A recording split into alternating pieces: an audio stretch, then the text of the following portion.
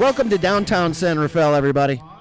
It's another night of San Rafael Pacific's baseball from Albert Field here at Albert Park. Yours truly, Stuart Horn.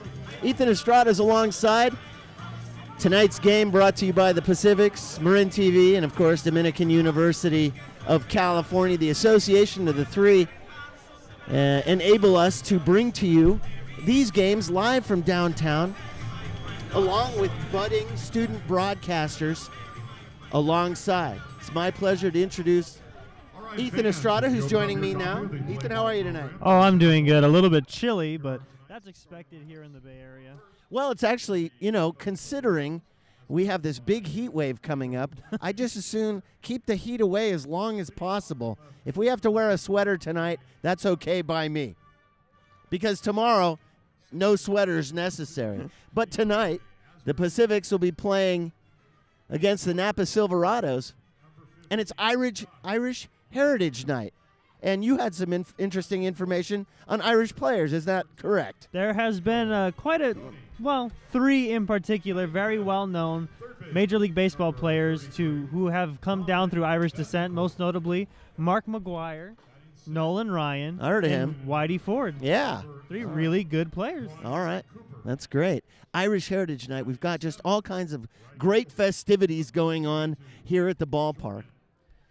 The Pacifics have been on the road, and the Pacifics have been doing very, very well. They are now in first place by 2 games. Now, the last time we were on TV, and by the way, fans, we are 2-0 for our televised broadcast of the Pacifics this year in the 2018 campaign. So the Pacifics are very happy to see Marin TV in the house, since every time we're here, they win. The Pacifics, first place by 2 games. Matt Kavanaugh's guys. And not only that, they have they are first in batting average, the Pacifics. First in defensive strikeouts. That means the pitching staff is doing exactly what they need to do. The Pacifics pitching staff is first in ERA with 3.85. And the Pacifics are first in opposing batting average. That is, they are limiting the batting average of all opposing teams. And that's how you get into first place, Ethan. And right now, they have not lost a lot of games. During that road trip, they went 6-0, and that's where they widened that gap to 2 games. And on the other side, for the Napa Silverados, coming into this game, getting swept by the Sonoma Stompers, so they're coming in on a 2-game losing streak. And with all that being said, this is a game that San Rafael expects to win, and they should win, especially with the lead in the division. And especially with us here, since every time we broadcast a game this season, the Pacifics have won the game. Jake Taylor's just being announced tonight's first baseman, and Taylor in 5 road games has 5 bombs. So he's hitting the ball very well. In fact, he had 2 in 1 game in Martinez just about 4 nights ago. Right fielder. We'll have the starting lineups for you. For the visiting Napa Silverados, Ray Jones will lead off. Jones starts tonight in left field. DeAndre Asbury-Heath will start in center with Josh Montalongo over at first base. Nico Tony will start behind the plate tonight. Batting 5th is Josh Bethencourt. Ryan Cooper, the DH in the 6th hole, will be followed by Jordan Anderson. In the 8 hole, it'll be Masamaya Dara at second base and Drake Yoshioka, the 9-hole hitter at shortstop for Zach Pace's Napa Silverados. For the San Rafaels, under Matt Kavanaugh, it'll be DeAndre Clark leading off, followed by Rando Moreno, Javion Randall, and Brent Gillespie. Jake Taylor, Zach Files, Michael Stadinger, Ricky Gingras, and Kyle Ulande.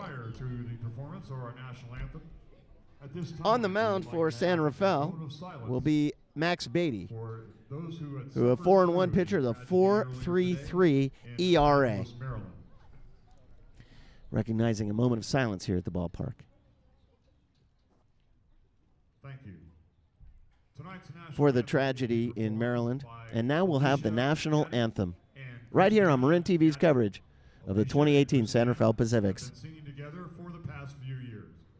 Alicia will be attending St. Ignatius High School in San Francisco in the fall, and Christiana will be an 8th grader at St. Isabella School. Ladies and gentlemen, Alicia and Christiana Gaddy.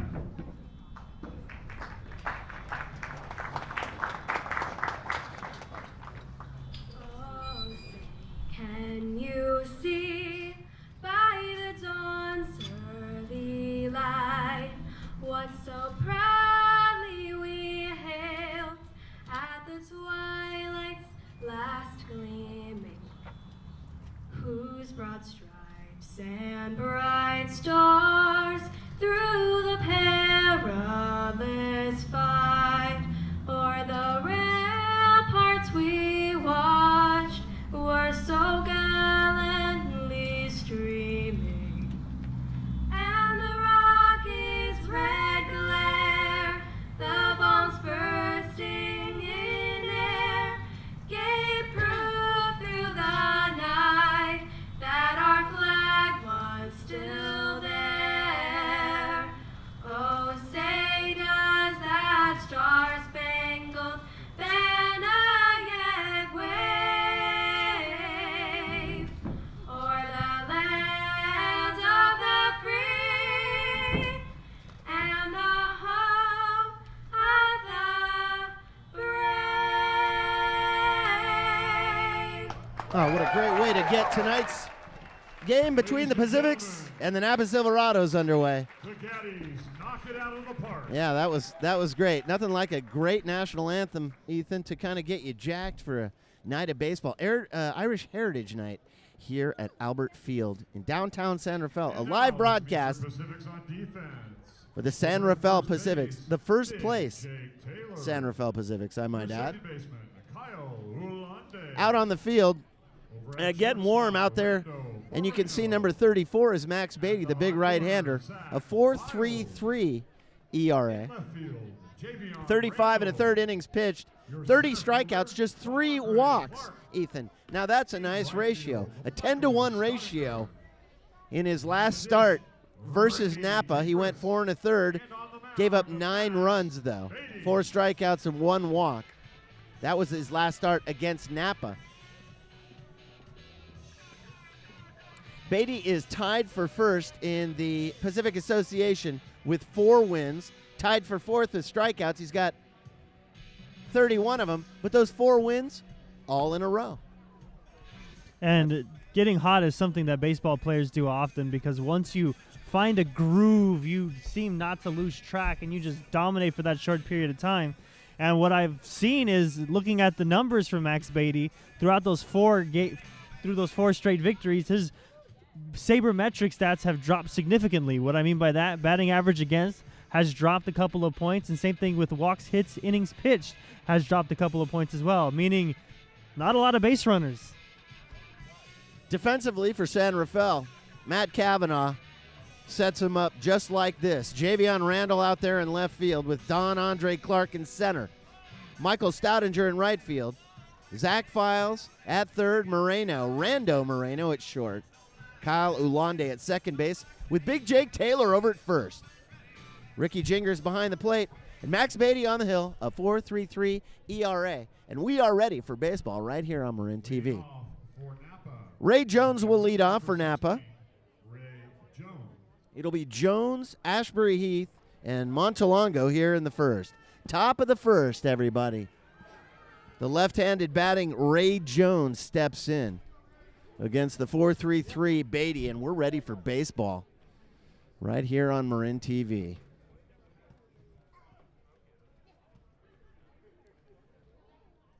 First pitch of the night is taken on the outside black, a cutter Tonight's first pitch, for a strike. 7:08. 7:08 our first pitch. 72 degrees, perfect for baseball. Oh, if you're in the area, come on down to Albert Field and check out some pro ball. A perfect night. Here's the 0-1 to Ray Jones, very high, up and away. It's 1-1. Jones batting .259, has a little pop in the bat for the leadoff. Jones, 2 bombs, 17 driven in, Ethan. Beatty comes home, and a cutter is low. 2-1. Leadoff batter. In the top of the first. Sun everywhere except for Gingras behind the plate. There's a called strike, 2-2. And those shadows usually tend to play mind games with hitters. It's in the pitcher's favor because you see the ball come from the sun into the darkness, and all of a sudden you lose the spin, and you don't know where it's going to hit the catcher's glove. Here's the 2-2 for Beatty. Chopper to Beatty is going to be a tough play. Can't get to it. Nobody can get to it. It's barehanded out at short by Moreno, but Jones opens with a single, an infield single, and that's how we get started. One batter and one runner. DeAndre Ashbury Heath.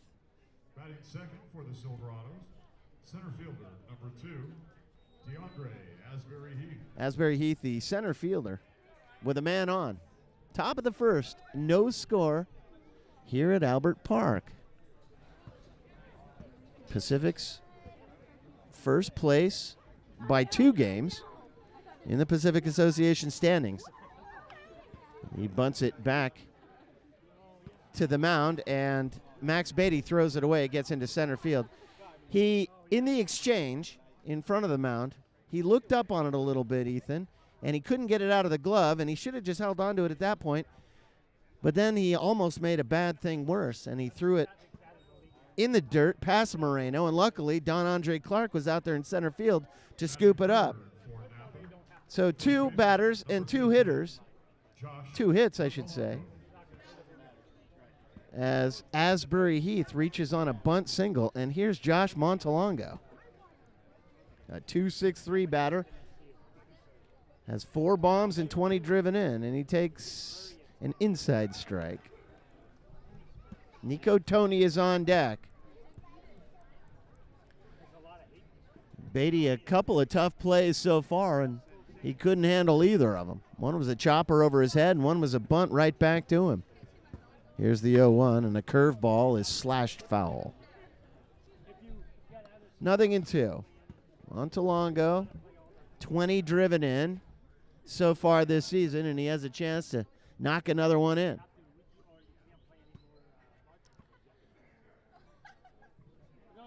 Jones, the runner at second. Asbury Heath, the runner at first. Beatty got to settle down. Curveball is slashed into left, and that could get one in. Jones is going to stop at third as Javion Randall fields it in left, and he was ready to come home. 3 batters, 3 knocks, bases loaded, nobody out. And here's Nico Tony, one of the brutes of the league. Tony, a 3.65 hitter, Ethan, has 6 bombs and 28 RBIs. The one guy who you don't want to see up in this situation.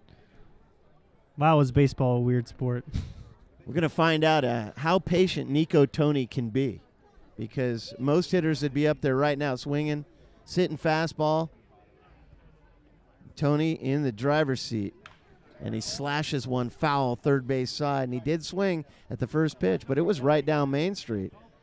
1 strike on him. Betancourt is on deck. For now, it's the catcher, Nico Tony. 28 driven in this season, but 6 big ones. And he's got the bags jammed in the top of the first. Napa in 5th place in the conference, 6 behind the Pacifics. 1-1 to Nico Tony. Beatty so far is not fooling anybody. Here's the 1-1. A foul tip at a breaking ball is lying in the dirt right in front of Gingras. And it's 1-2. So far, all the way back to Ray Jones for the last time that Beatty was ahead of any batter. 3 consecutive base knocks, and here's the 1-2 to the most dangerous hitter on the Napa team. Oh, and he plunked him. Up and in. Tony took it in the shoulder. and that's an RBI, his 29th. Ray Jones scores on the play. Batting fifth for Napa, third baseman DeAndre Asbury Heath to third. Bethencourt. Josh Montalongo over to second. Tino down to first. A hit batter, and here's Bethencourt. He's got 6 bombs. 341 hitter. Oh, the middle of the Napa order is tough, as the middle of most, the heart of these orders at all these teams are tough. Bases still loaded. Nobody out, 1 in. Beatty with that 4.33 ERA. Very high. And Bethencourt takes. And now Gingras wants to talk to Max and slow things down, or I'm not sure what he's saying at this point. Beatty did not expect this kind of a start. This has a potential for disaster on Irish Heritage Night down here at Albert Park on Marin TV. That's the good news. The bad news, if you're a Pacifics fan, is 1 in, nobody out, bags jammed, and the heart of the order. Ryan Cooper, the DH, is on deck. It doesn't get any better. Bethencourt stands back in. There's a high fastball taken 2-0.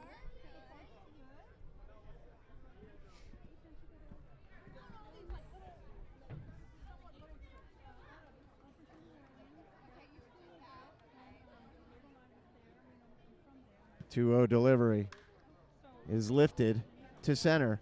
Going back is Don Andre Clark at the wall. Clark makes a good grab. Everybody will tag 90 feet. Don Andre Clark whipped it in pretty quickly, but Nico Tony burned over to second base tagging. So Bethencourt is given a sacrifice and an RBI. 1 away. Another run comes in. Montalongo over to third. Tony to second. And here's Ryan Cooper. Cooper the DH tonight in the 6 hole. His first game with Napa. With 2 on and 1 out. And he takes a strike. His first pitch in his first game is a strike. Beatty, both runs earned that have come in so far. There's a breaking ball, third base side. Backhanded by Moreno. Long throw in the hole. Got him! 2 down. Beautiful play by Moreno. Way to get the backhanded stab. Make sure he set his feet and threw a strike over to Jake Taylor at first base. Not risking anything. And if you listen to Forrest Hunt on PacificsBaseball.com, the live radio coverage, or if you have ever seen one of these broadcasts, you know, and you can see it right there on your television screen. The sun is just coming in right into the eyes of the shortstop. That was a tough play. Here's Jordan Anderson, who takes indoors, 1-0. Anderson in the 7 hole has Tony at second and Montalongo over at third base. A 208 hitter. 1 bomb and 8 driven in. But there's room out there for more. Maedera is on deck. 2 down, 2 in. High hard one is swung on and missed. 1-1. If Beatty can get out of this and limit the damage, and there's already been plenty. 2 runs in. Napa's threatening with another 2. Curveball is taken indoors. 2-1.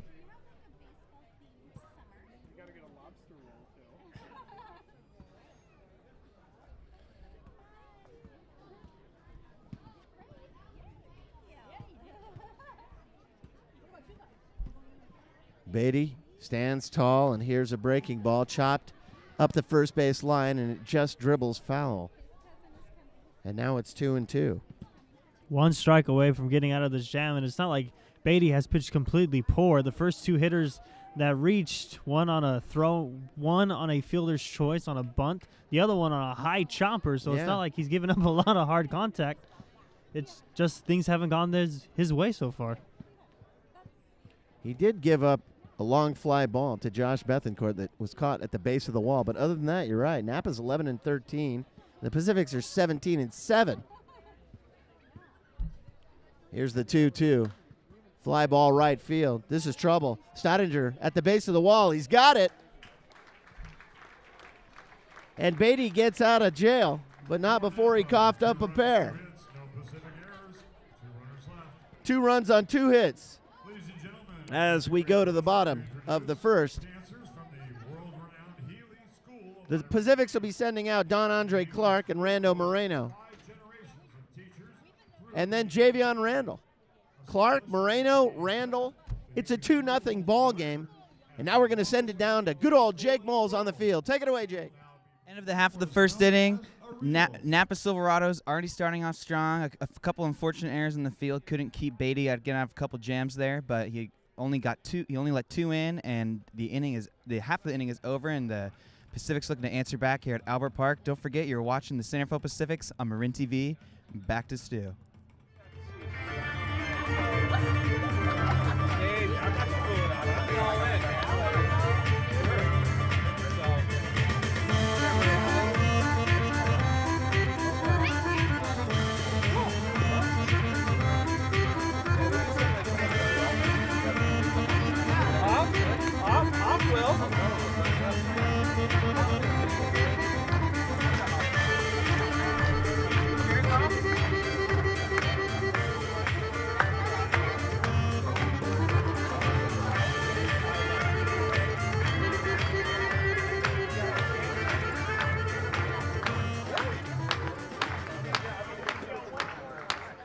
Welcome back, everybody, to the bottom of the first. Well, it's a 2-0 ball game, Ethan, and that could have been a lot worse. Oh, it could have been. Beatty, well, he got out of it. A really hard line drive to end the inning, and he was fortunate that Stottinger was able to catch it at the base of the wall, or else we'd be talking about a much larger deficit. Silverados, Jackson Bruman on the hill, the big right-hander, faces Don Andre Clark, who takes a ball. Clark, a 3.92 hitter. Am I reading that properly? I certainly am. And he powers one over to short. Scooped up by Yoshioka, and he beats it out. Clark has all the attributes of a leadoff batter that one would want. He's got pop. He's got tons of speed. And he has a very discerning eye. So he hits a 1-0 chopper over to short and picks up the first hit of the night for the San Rafaels. Here's Rando Moreno.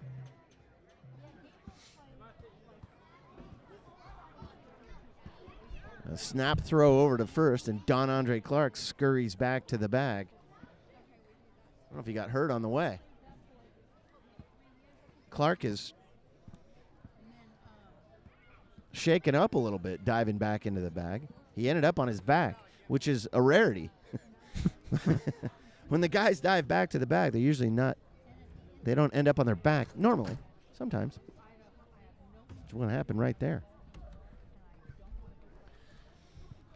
Here's Rando Moreno, everybody, who takes up and away. Moreno, the shortstop for the San Rafaels, batting .271. 1 bomb and 19 driven in. He's got 11 doubles on the season, which is tied for first in the Pacific Association.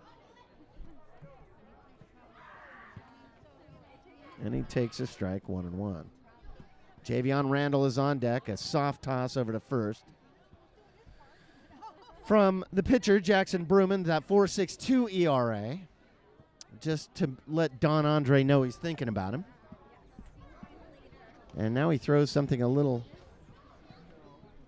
harder over there. Please. I need Wyatt and James to the Pacific's first base dugout area, please. Ray Jones in left with DeAndre Asbury Heath in center and Jordan Anderson over in right.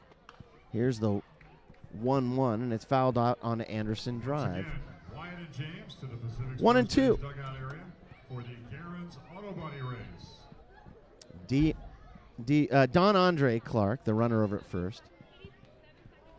The first base runner of the game for the San Rafaels. We're in the bottom of the first inning, and a quick toss over to first. But Clark is fully aware of what Bruman is thinking. Betancourt, Yoshioka, Mayadera, and Montalongo from third to first. Defensively, as Moreno takes low 2-2.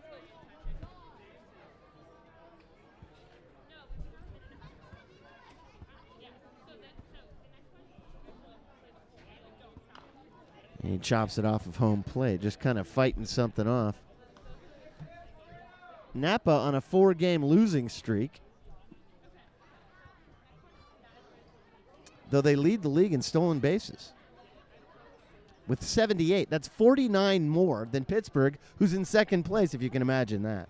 They also lead the league in triples. Snap throw over to first. And Don Andre Clark hustles back to the bag. Well, Moreno stands in 2-2, and there's a big curveball, and he got him looking. And while it was a delayed call, it was obvious from anywhere in the stadium. And Moreno knew it. I don't even know why he stood there. They're just so, a good curveball like that, as you know, Ethan, it just locks you up. It locks everybody up. Sometimes it even locks up the umpire, who has to then make the call. One down. Here's Javion Randall. Right-handed batting Randall leads the Pacific Association with a .429 batting average. He takes 1-0. And Brent Gillespie is on deck. Yes, sir? Going back to that stolen base total that you're talking about, how the Silverados have a much higher stolen base total than the second place team. Well, that actually showed in the first inning. They played a lot of small ball, just attempting a bunt. That's very impressive from the way baseball is played nowadays. Randall takes high. Well, it only makes sense, It's you get a guy on, you move him over. There's our Marin TV instant replay, the snap throw over to first, with Don Andre Clark getting back to the bag. One down, one on. Randall swings at a high fastball. And now it's 2 balls and 1 strike. Randall has some pop to go along with that high batting average. 3 bombs and 26 driven in. He's got his. If he's going to get one now, it'd be pretty tough, as Don Andre Clark is over at first base. And another snap throw over to first. So Bruman is totally interested in what Don Andre Clark is thinking about. 1 down. Here's the 2-1. Big curveball, and he had him locked, and it's 2-2. And that's the put-away pitch on Moreno, Ethan. He won't back that up with another hook. No way. Now that Randall has seen it, it's a great put-away pitch, but he might have used it too early. Here's a 2-2. Curveball is lifted right side. This is going to be a tough play, and it's going to get into the Pacific's bullpen. And Randall's still alive. Seemed to me that he pulled out the hook 1 pitch too early. Well, you show it to him, you pitch him a fastball, then you show it to him again and hope he doesn't pull the trigger. Using that fastball in the last pitch as a setup pitch, see if he can lock up the leading hitter in the league with another curveball. Well, he used the big bender to get Moreno, as Randall's back in there now 2-2 with 1 away and 1 on. But now what'll happen? I think he might bring the heat right here to try and put him away. But Randall can hit a fastball. This is in the dirt. It was a bender in the dirt. And Nico Tony was able to block nicely. And now it's full. And while it's still the first inning, this is as big a moment as any in the game so far. This game that's all of about 21 minutes old. There's a snapper over to first. Don Andre Clark dives back in. Clark was shooting hoops before the game. He got a pretty good jump shot. A little mid-range guy. Here's the full count. Lifted right field and out of play. That got over Jane's First Base Cafe by a lot.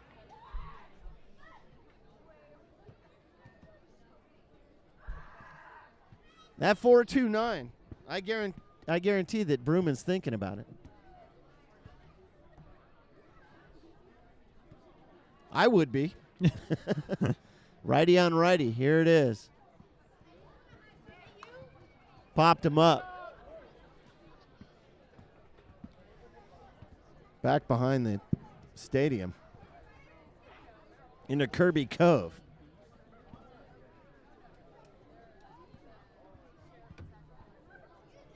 And we'll do it again.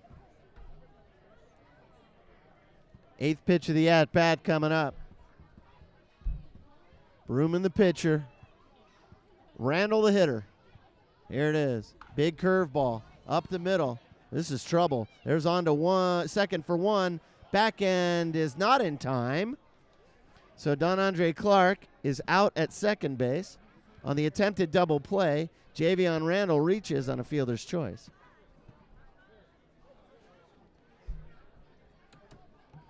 And here's Brent Gillespie. So now 2 down, and not a lot has changed. Runner still at first base. That's Randall. And fortunately for the Pacifics, the ball was not hit sharply enough for the Napas to turn the 2. Yeah, Randall with a lot of speed was able to leg that out. But, of course, the Silverados manager would like to have a couple words because, of course, every close play should go your way. That's how all managers view it.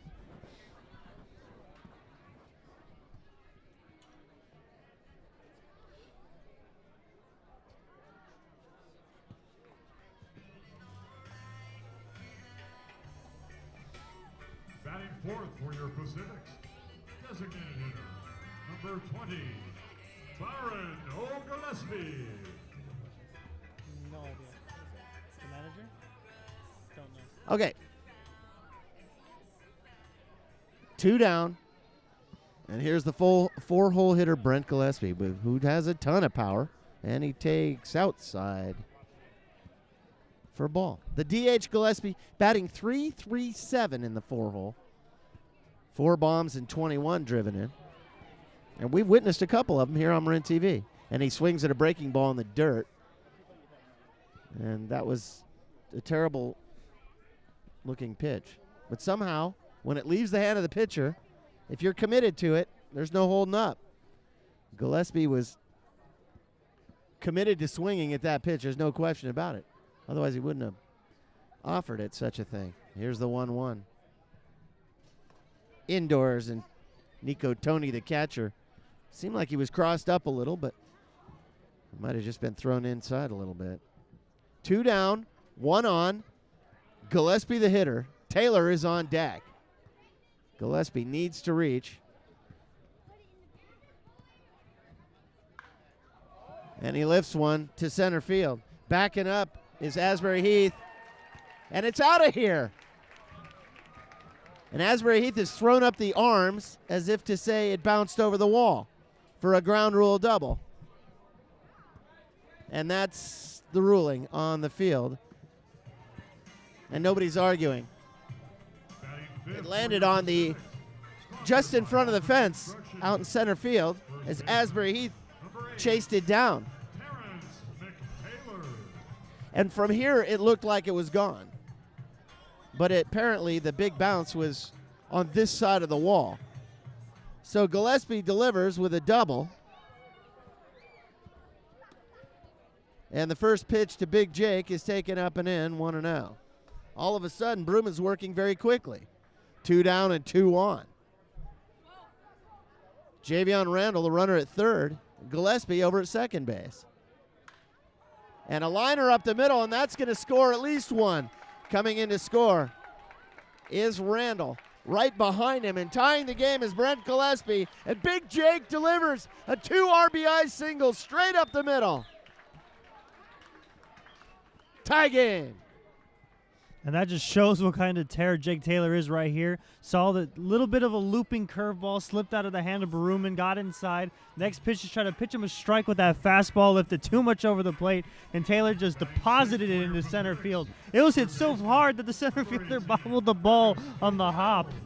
from 1 on and 2 down to a tie game that fast. Here's Zach Files. Big Jake at first. Files On the takes. season, RBIs 24 and 25. Taylor racks up 2 more RBIs. He's up to 25 now.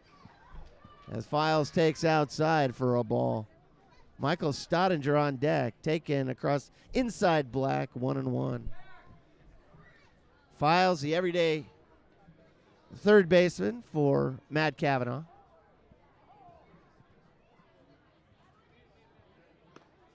Check swing. Dean Poteet says no swing.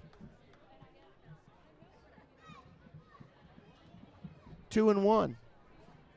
Poteet, the home plate umpire, with Danny Speck out in the field. Files stands in, a 2.38 hitter with 4 bombs. Breaking ball off speed, taken upstairs. 3-1. Well, all of a sudden, Bruman's having his trouble. And it just started with missing location with that curveball. Hasn't been able to spot it ever since they had bat to Randall. High cheese is swung on and missed. It's a full count. Yeah, he got Rando Moreno with the big bender, and then the second strike on Javion Randall, but that turned out to be a trouble.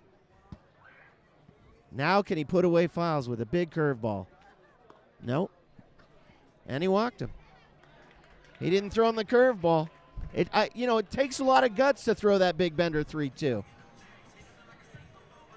especially after you coughed up a pair and tied the game against the first place team, the team who has the best batting average in the league. And here's Michael Stoudinger. Irish Heritage Night.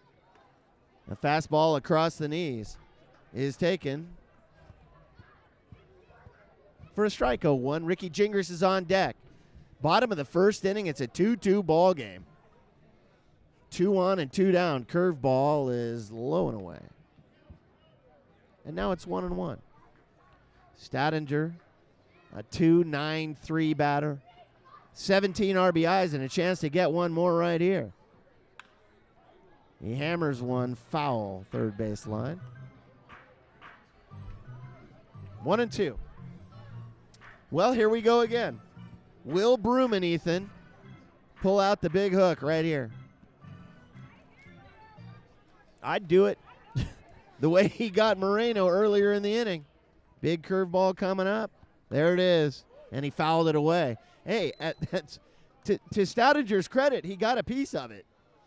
The curveball is one of the hardest pitches to hit because you see it start at such a high point, and all of a sudden the bottom drops out and it ends up at your knees. That's right. Stoudinger 1-2. We'll do it again. Fifth pitch of the at-bat coming up. He backs him up with a high cheese, and he got him to swing, and that's how we end it. Well, the Pacifics pick up 2 runs on 3 hits. Silverado errors, 2 runners left. And it's a tie ball game. How about that? Just that quickly. And the Pacifics are able to tie things up in the bottom of the first inning. We'll go now to the top of the second, where it's Masa Mayadera, Drake Yoshioka, and Ray Jones coming up for the Napas. We'll be right back on Marin TV, but now we'll send it down to the field, and here's Max. Well, that was a huge comeback by the Pacifics. After falling 2-0 in the first inning, they rallied back, and those are some big hits to keep the game close. And starting to look like the beginnings of a slugfest out here, as both pitchers aren't really able to get good control on the ball. And you're watching the 2018 San Rafael Pacifics on Marin TV.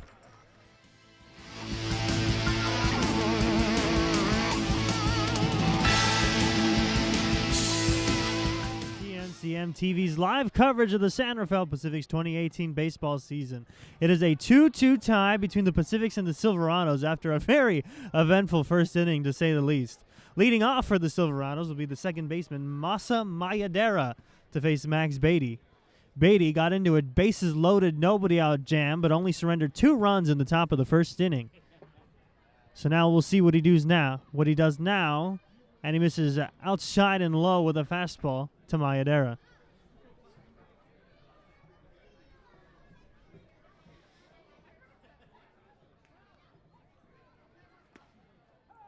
Called a strike on the inside corner. Evens up the count. 1 ball, 1 strike.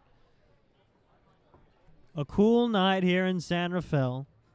The shadows stretching across the field.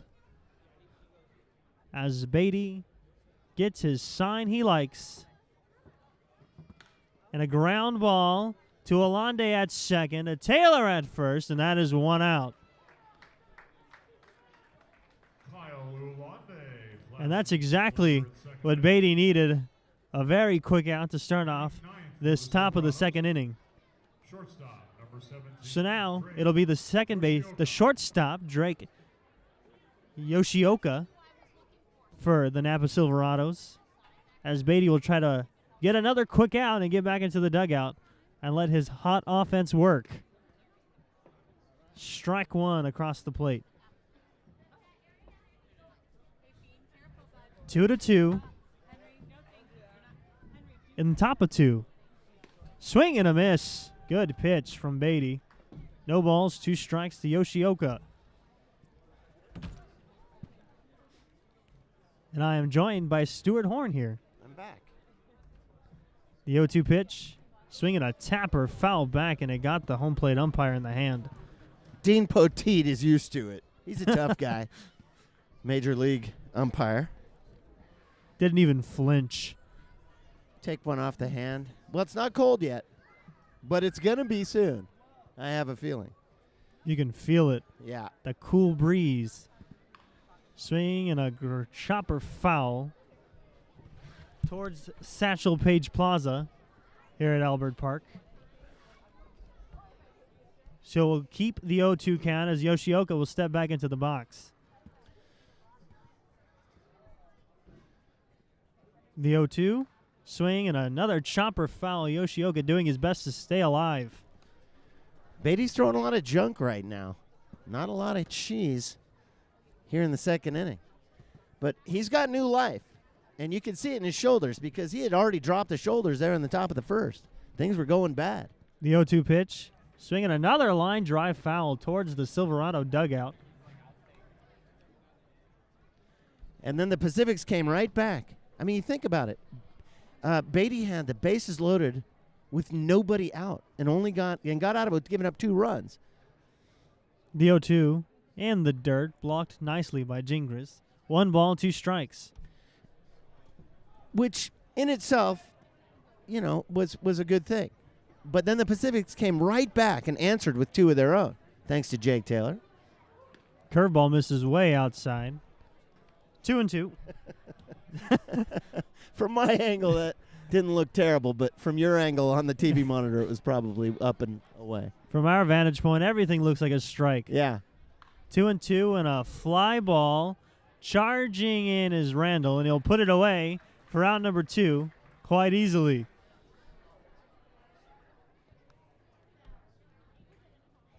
So now here comes Ray Jones, who started off that Silverado rally with one of the luckiest hits you'll probably ever see. Hit it right in the dirt, probably off the plate, and it just shot up straight into the sky over Beatty's head, and by the time the ball landed, he had already crossed first base. Yep. That was a lucky one. You got to take them, though. Take them when they happen.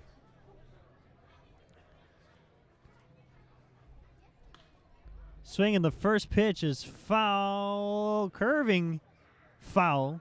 Randall couldn't get there in time. Got a little bit distracted by that big tree in foul territory where the ball went straight through. Hard to catch it when you have all the branches to look through. That's right. If there hadn't been a fence in deep left field in foul territory, I think Randall may have gotten to it because it landed just 8 or 10 feet away from him. But you're right. He could feel that fence coming fast. And it's not so much as you can feel the fence, it's the fact that you know it's there, Yeah. and you don't want to charge right through it. No, you don't.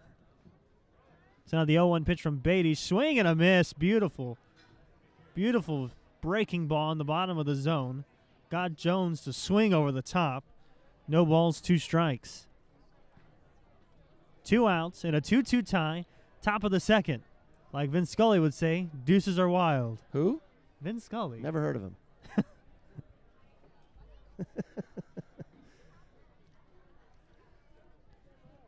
Must be a minor league guy.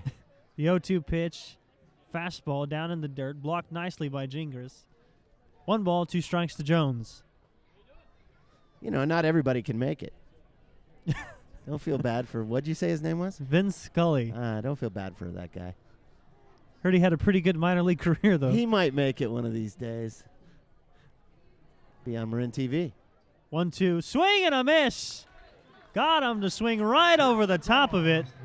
And Max Beatty with a fantastic inning of work. 3 up, 3 down, nobody left on, no hits, and 1 strikeout for Beatty. It is a 2-2 tie here between the Pacifics and the Silverados as we head to the bottom of the 2nd inning here on Irish Heritage Night. As now we send it down to our sideline reporter. End of the first half of the 2nd inning here at Albert Park. Not nearly as exciting of an inning for the Napa Silverados, but here's hoping the Pacifics can keep the momentum going and tack on a few more runs of their own and keep this excitement going here at Albert Park. You're watching the San Rafael Pacifics here on Marin TV.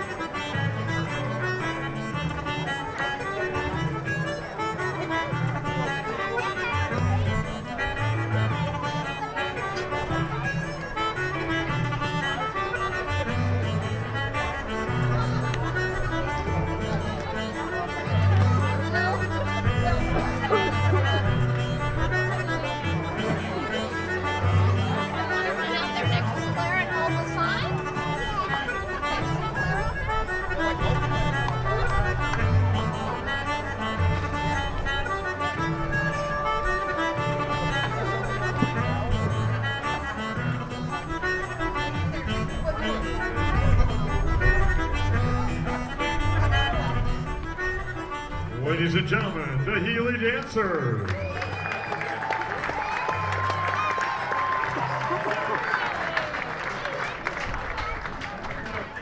And welcome back to Marin TV's live coverage of the 2018 San Rafael Pacifics. The Pacifics and the Napa Silverados tied at 2 apiece here in the bottom of the 2nd inning. Maruman will go to work against Ricky Gingras, and he misses outside on that first pitch for ball 1. A cool night here at the ballpark. And that's a foul, backing out of play for strike 1. But the Pacific's offense can heat it up a little bit, just like they did in the bottom of the 1st inning after Napa scored 2 runs with the bases loaded and nobody out. The Pacific's offense rallied with 2 outs to tie the game. Swinging a line drive into center field, and Asbury Heath there to make the grab. Ethan, Emma, and Alyssa to the Pacific's dugout, please. For the Giants. You know, I'm pulling up cmcm.tv on my phone right now, and I'm watching the game live as we do the game. That's pretty cool. That is pretty cool. Second baseman. Quite handy indeed. So now here comes the Pacific 2nd baseman, Kyle Ulande. First pitch from Baruman, called a strike on the outside corner. And that's how Ulande's at-bat will start off. And another one, finding life for that breaking ball here in the 2nd inning. Didn't really have it in the 1st inning, and that's what allowed the Pacifics to rally and get back in this game. Oh my, great stop behind the plate by Nico Tony on that spiked pitch.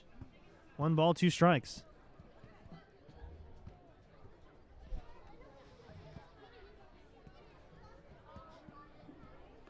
And another one misses badly out of the hand of Baruman. Evens up the count at 2-2.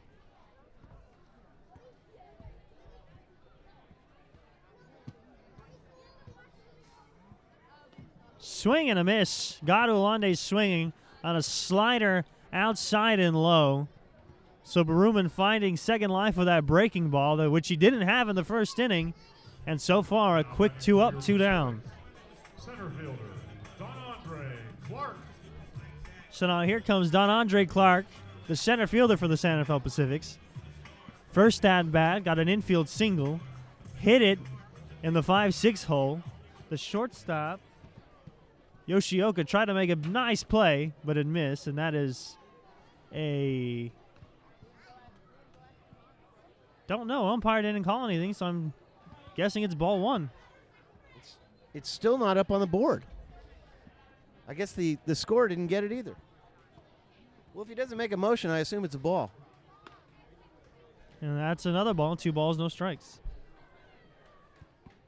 Now, the board says 1-1. I guess it's 1 ball, 1 strike. I'm not sure. And that is strike 2. 1 ball, 2 strikes to Clark. Fun little tidbit for Clark coming in to today. 7 out of his last games that he has played in have been multi-hit performances. Quite fascinating. Swing and a miss, and down goes Clark. A quick 1-2-3 inning for Baruman. So after the offense trades punches, so do the pitchers. 2 quick 1-2-3 innings from Beatty and Baruman as we head to the 3rd inning, tied at 2 apiece. For the Pacifics, no hits, no runs, nobody left on as we remain tied here at Albert Park.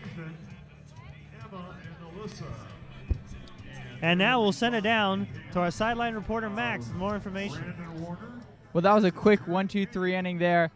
Both pitchers have definitely settled down quite nicely after a pretty hectic first inning, and they just keep it rolling. It should be, they both settled down pretty nicely. You're watching the 2018 Santa Fe Pacifics on Marin TV. Well, DeAndre Asbury-Heath will lead things off here in the 3rd. It's a 2-2 ball game, his 2nd at bat. Last time up, a bunt single and a run scored for Asbury-Heath. Batting only 181, but he has a little pop with a pair of bombs and 10 driven in. And he swings at a little cutter down low for a strike. Asbury-Heath will be followed by Josh Montalongo and Nico Toni. Here in the 3rd. All of a sudden, Beatty is throwing with total confidence, just a little wide, and it's 1-1. Asbury-Heath, the center fielder, has already had a little defensive action today as well as scoring a run, and this is fouled off the knob of the bat. And that should be 1-2. And it is. Took a moment to come up on the board. Beatty working quickly. Got him with a bender. Called strike 3. Woo! Asbury-Heath went down quietly. But the bender, it looked to me, Ethan, very similar to the big breaking ball that Jackson Bruman got Rando Moreno on back in the 1st. Although I will say that Bruman's curveball has just a touch more bite to it. Nevertheless, Beatty's was nasty, and that's how you end up with a low 4.33 ERA. Fastball is taken by Josh Montalongo, a strike to start things off. Montalongo, a base knock back in the 1st to left. Stranded at 3rd base after the 2-run first for the Napas. Of course, Napa's manager is Tito Fuentes Jr., the son of the great giant. Slashed first base side. Ulande is at second base, is up with it. On to Jake Taylor, 2 down. Irish Heritage Night. This is fun. In between every half inning, you get to see not only our superb sideline reporting, and you're going to see Ethan a little later. Ethan will be coming up, innings 4, 5, 6. But also some Irish dancers are here, and tons of Irish cool stuff is happening in the ballpark. Here's Nico Toni with 2 down. Nobody on. A strike taken. There we are, everybody, on Marin TV. Stuart Horn, yours truly. Ethan Estrada to my right. Ethan, a sophomore over at Dominican University of California, one of our communication students, studying to be a broadcaster and getting to work a professional game on television. 7 of them, to be exact. That's pretty good. So far, you like it? Oh, yes. Love it. He did a lot of different kinds of sports back at Dominican during an NC2A school, so you got a lot of exposure there. But it's a little different thing up here with the pro ball players, isn't it? Oh, it's a tad bit different, mostly because the quality of the sport's a little better. Yeah, breaking ball is outside, and it's 1-2 to Nico Tony. A 3.65 hitting catcher. Hit by a pitch back in the first inning. Stranded at second base. He's got 6 bombs and 29 RBIs. He picked up his 29th tonight. Fastball is low, and it's 2-2. Well, you know, over at an NC2A school like Dominican, you get a lot of pretty good high-level stuff in soccer and volleyball and softball. But pro baseball is just a different thing you get to try. And this is slashed on the ground into left field, and Javion Randall muffs it. And he can't come up with it for just enough time to allow Nico Tony to speed into second base standing. It bounced in front of him and then kind of bounced off his body and got a little deeper into left field. And by the time Javion out there in left was able to corral it and get it in, Tony was all the way over to second base. For Napa, third baseman Dominic Bethencourt. So Tony is officially 1 for 1 on the night with a hit batsman and a double now to left. And here's Josh Bethencourt.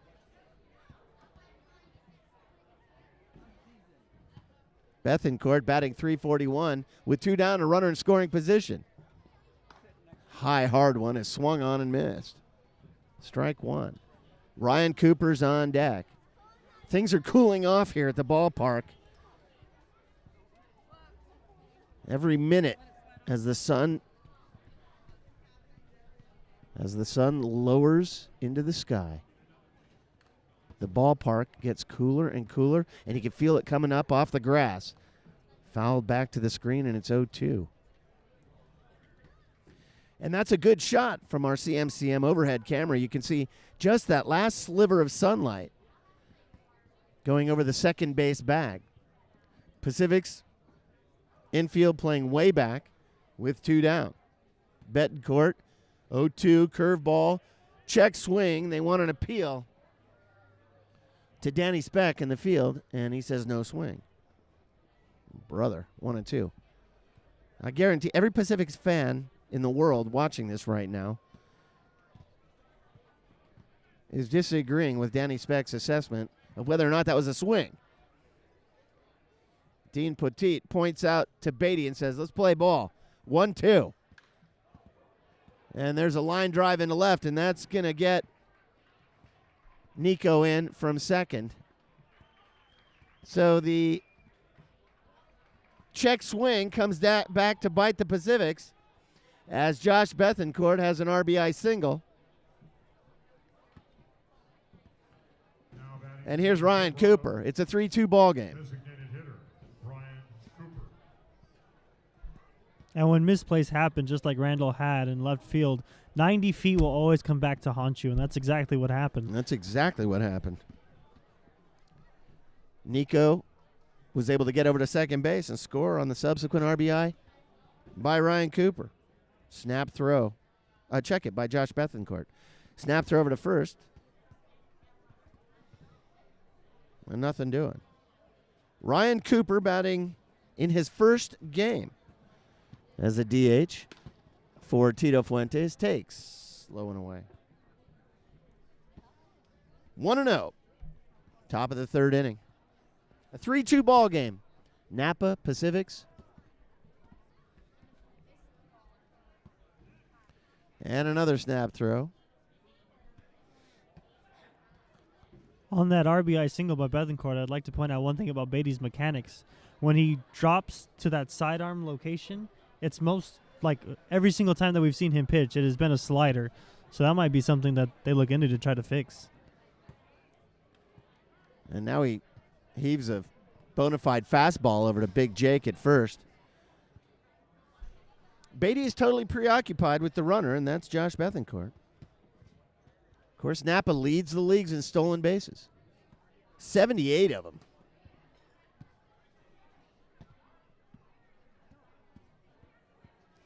And Beatty now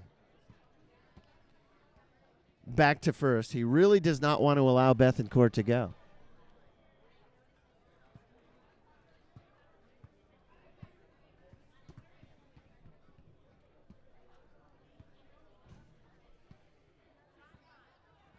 Cooper, the batter. 1-0 count. He swings at a fastball. It's a little tailing two-seamer. 1-1.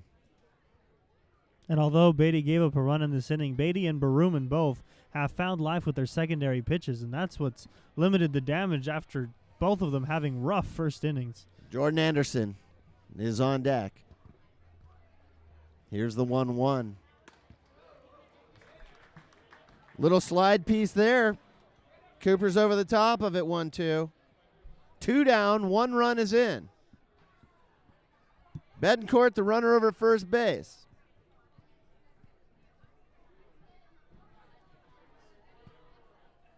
Cooper, the DH.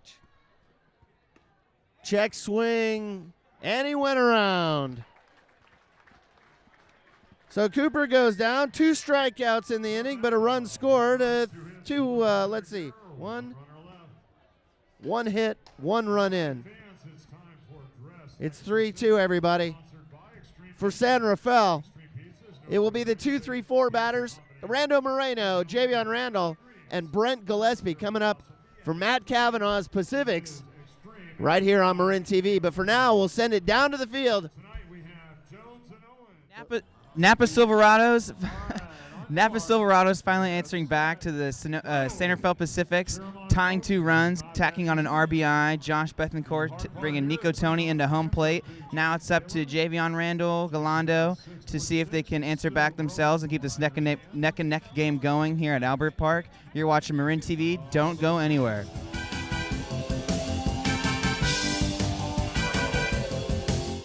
And welcome back as Randall Moreno, leadoff hitter, wastes no time swinging at the first pitch and flying out to Jordan Anderson over there in right field. So 1 pitch, 1 out for Jackson Baruman.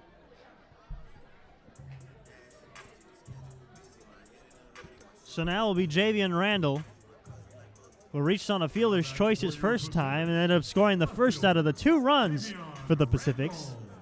Silverados 3, Pacifics 2 here in the bottom of the 3rd inning. Jackson Baruman and Max Beatty finding a rhythm. That ball misses inside. 1 ball, no strikes. And there's a replay of the strikeout to end the top of the 3rd inning. Swinging a high pop-up in shallow right field where Anderson will call him off and make the catch. 2 outs. Real quick inning in the books for Jackson Baruman, but now he has to face Brent Gillespie, who nearly took him deep, hit a 1-hopper over the wall. So now Jackson Baruman will try to seek a different result. So far, a 3-pitch inning for Baruman. Swinging a foul over Satchel Paige Plaza down the 3rd base line. For strike 1.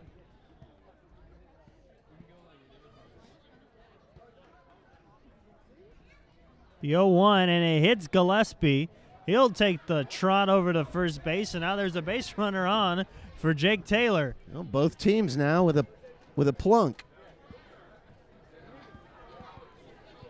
Jake Taylor has been red hot coming into this game. You're absolutely right. On the road, he hit 2 home runs in Martinez, and then his next at bat, the pitcher somehow threw behind him. Don't you love it when that happens? What do you mean by that? And Taylor in this game was 1 for 1 with a 2 RBI single. As time is called by Tony behind the plate. That's Dean Poteet Oh, Tony the catcher. Sorry, Called- Dean Potitz the umpire. So I wanted to, if Jake, we'll see what Jake does here. Swinging. Oh, look at that. An excuse me chopper. Nice play by Baruman. And the strong throw. A barehanded play by Baruman will end the inning. So fantastic defense off the mound. Reflexes help a lot. And he gets the big guy on an excuse me chopper. Ethan, before we go to the field, I have to ask you, when Jake hit the 2 home runs in Martinez the other night, and then his subsequent at-bat, the pitcher threw behind him, the umpire then pulled both managers out at that moment and warned both teams. And my question is, why would you warn Matt Cavanaugh? Matt Cavanaugh says, hey, my guy just hit 2 home runs. What are you warning me for? Your thoughts on that? That is just a basic thing that you see in baseball because you don't want tensions to rise any further. So the umpire will establish warnings to both sides because if one of them doesn't do it, heck, you threw behind my big guy. I'm going to throw behind yours. It's a festive night down here in San Rafael, everybody, and to keep it going, here's Max on the field. Well, that was definitely another quick 1-2-3 inning. Yeah, both pitchers are settling down pretty nicely, getting a nice groove in the game, and we're just going to continue to see how this game plays out. You're watching the 2018 San Rafael Pacifics on Marin TV. Welcome back, everybody. The top of the fourth, a 3-2 ball game in favor of the Napa Silverados here at Albert Park. Joining me back in the booth is my trusty sidekick, Jake Moles. Happy to be back for another beautiful day of baseball. with Yeah, you, good job Stu. down on the sidelines there, Jake. Thank you, sir. It'll be Jordan Anderson, Masa Miyadera, and Yoshioka. And the first pitch to Anderson is lifted over the left field wall and deposited for a home run. One pitch, Anderson goes deep. His second home run of the year, his 9th RBI of the year, and that was powered way over Javion Randall's head and left. And it's a 4-2 ball game. You know, just like the Anderson comes right out of the box and decides to tag on another home run. Figured right off the top Beatty was going to just throw something down the middle, and he just guessed right, and there you are. Yeah, I think you're right. He was looking fastball and got the high one. And when you're thinking high fastball and you get a high fastball, good things happen for hitters. Here's Masa Miyadera. Big high curveball is taken. 1-0. A 357 batter is Masa Miyadera, the second baseman. Only one driven in this year. With a man in, and he fouls it back to Kirby Cove. 1-1. Drake Yoshioka is on deck, and then the top of the order. Well, Beatty had a tough first, a good second, and then coughs up the bomb here to lead off in the fourth. A high fly ball to shallow center, and Miyadera is out. Yeah, like you said, it seems as though Beatty's wavering back and forth just a little bit. Definitely was a little rusty in that first inning. Definitely got warmed up by the second. So it's going to be interesting to see how long this back and forth lasts, if we can just get something rolling for a few innings here. Keep the Silverados on their toes. Beatty did get him 1-2-3 in the second. And something off speed is swung on and missed. 0-1 to Drake Yoshioka. Just his second game with Napa. Batting in the 9-hole, and he takes low 1-1. 1 in and 1 down here in the fourth. Napa leads this one 4-2.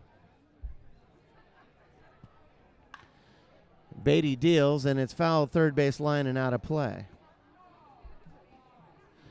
It's an exciting first inning, wasn't it? 1-2. Well, it was.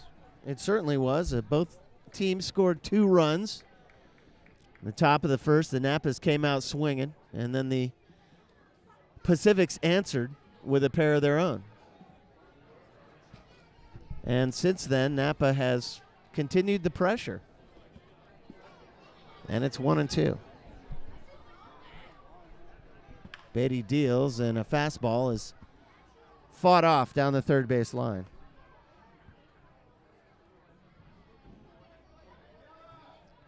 And the count remains 1-2. Fifth pitch of the at-bat coming up to Yoshioka. Officially batting .333 coming into tonight's action. And there's a fastball taken away. 2-2. You're watching Marin TV's coverage of the 2018 San Rafael Pacifics, where the Pacifics are in first place by 2 full games. Here's the 2-2. Got him swinging. And on a 6-game winning streak, right? Or is it 7? 6. 4. I'm not. I think it's 5. 5. Okay, I was way off. Perfect. 2 down, 1 in, and here's the top of the order in Ray Jones. You know, speaking of 5 games, old Jake Taylor in 5 consecutive road games had a home run, at least 1 home run in each of those 5. And one of them he had 2. And we were just talking about that in the previous half inning. When Jake, you know, sometimes when a player hits a couple home runs, the opposing pitcher will be instructed to then throw at him. For some reason, there's this a series of unwritten laws in baseball, one of which says you may throw at the opposing batter if he hits a home run off of you, or if he shows you up. But Taylor never does that.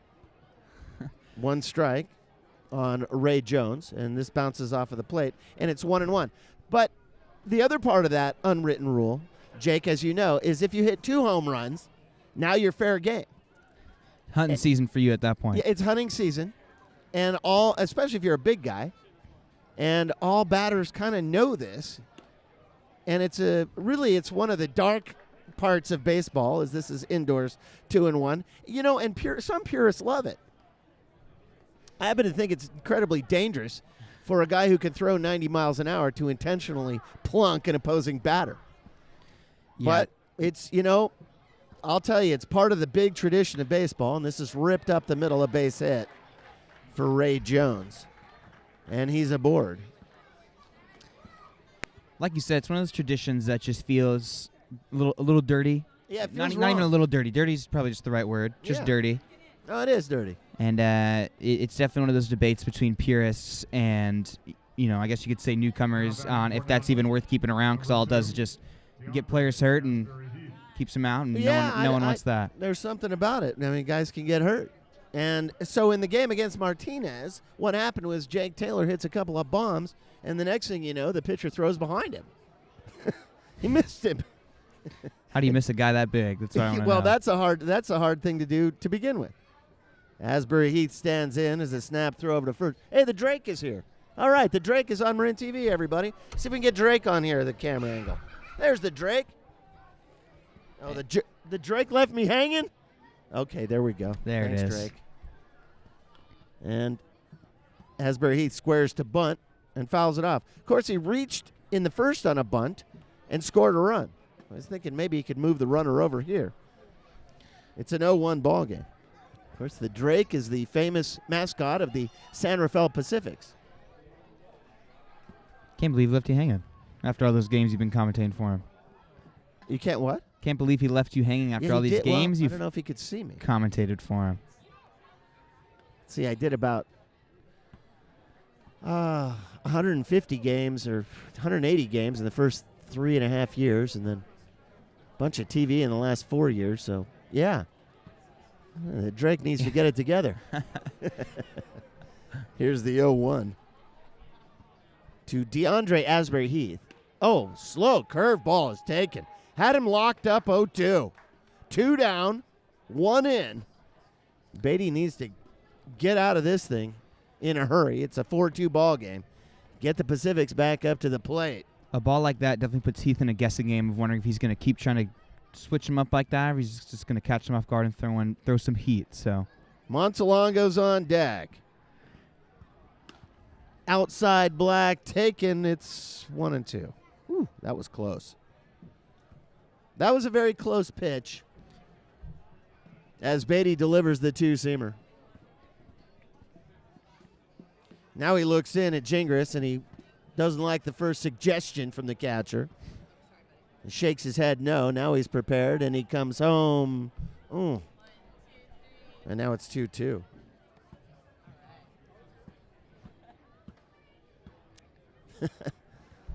Everybody's here getting their pictures taken with a Drake. You know, and all this time I've never had my picture taken with the Drake, I don't think. Anyone get their picture taken with you? In year one, when the Pacifics won their first title. Chop back up the middle. Tough play for Moreno, and he muffs it. It looked like it just got past or maybe through the legs of Beatty on the mound. And then Moreno had to back up, and it took a weird hop off the seam of the infield, and he couldn't handle it. And it looks like they've given him an error. For the Silverados, And I think that's correct. Josh Montalongo. Here's Josh Montalongo. Ray Jones moves over to second base. Asbury Heath at first. That's an error on Randall Moreno. 4 runs on 7 hits for the Silverados. 2 runs and 3 hits, and now the 1 error for the San Rafaels. Montalongo, 1 for 2 on the night. Stranded at third base back in the first inning. First pitch is hammered third base line and foul, mercifully. Fans, the Pacific staff would like to give a big round Way of applause past and the shout out to Rose Feeney. Silverados Rose was the bullpen. pioneer of the first Irish Heritage Night here and inspired us to host other Nico events Tony is on deck, but the 3-hole hitter Montalongo standing in behind in the count, 0-1. 2 down. 2 on. Beatty comes home. Low and away, and it gets away from Gingras, and it pops off of his shin guard Once again, our up thanks the go third out base to line, Rose and everybody Feeney. moves up. And as Aaron Mendel often says in A the free office, 90 feet. go Rick, That hurts. I got Rose. Bit of a jam now for Beatty. Obviously, yet another one since the first inning that he's got to try and get out of. Couple good pitches, and he's in the clear. Let's see how he does. Montalongo batting .263. 4 home runs and 20 RBIs. He's hit the ball hard twice tonight. 1 for a base hit. Here's the 1-1. Fastball is upstairs. And now it's 2-1. Napa Silverados, their first year in the league, as the Pacific Association expanded from 4 teams to 6 in Man. this, the 7th season. Here's the 2-1. He reached for it. Fouled it into Kirby Cove, 2-2. Their first year?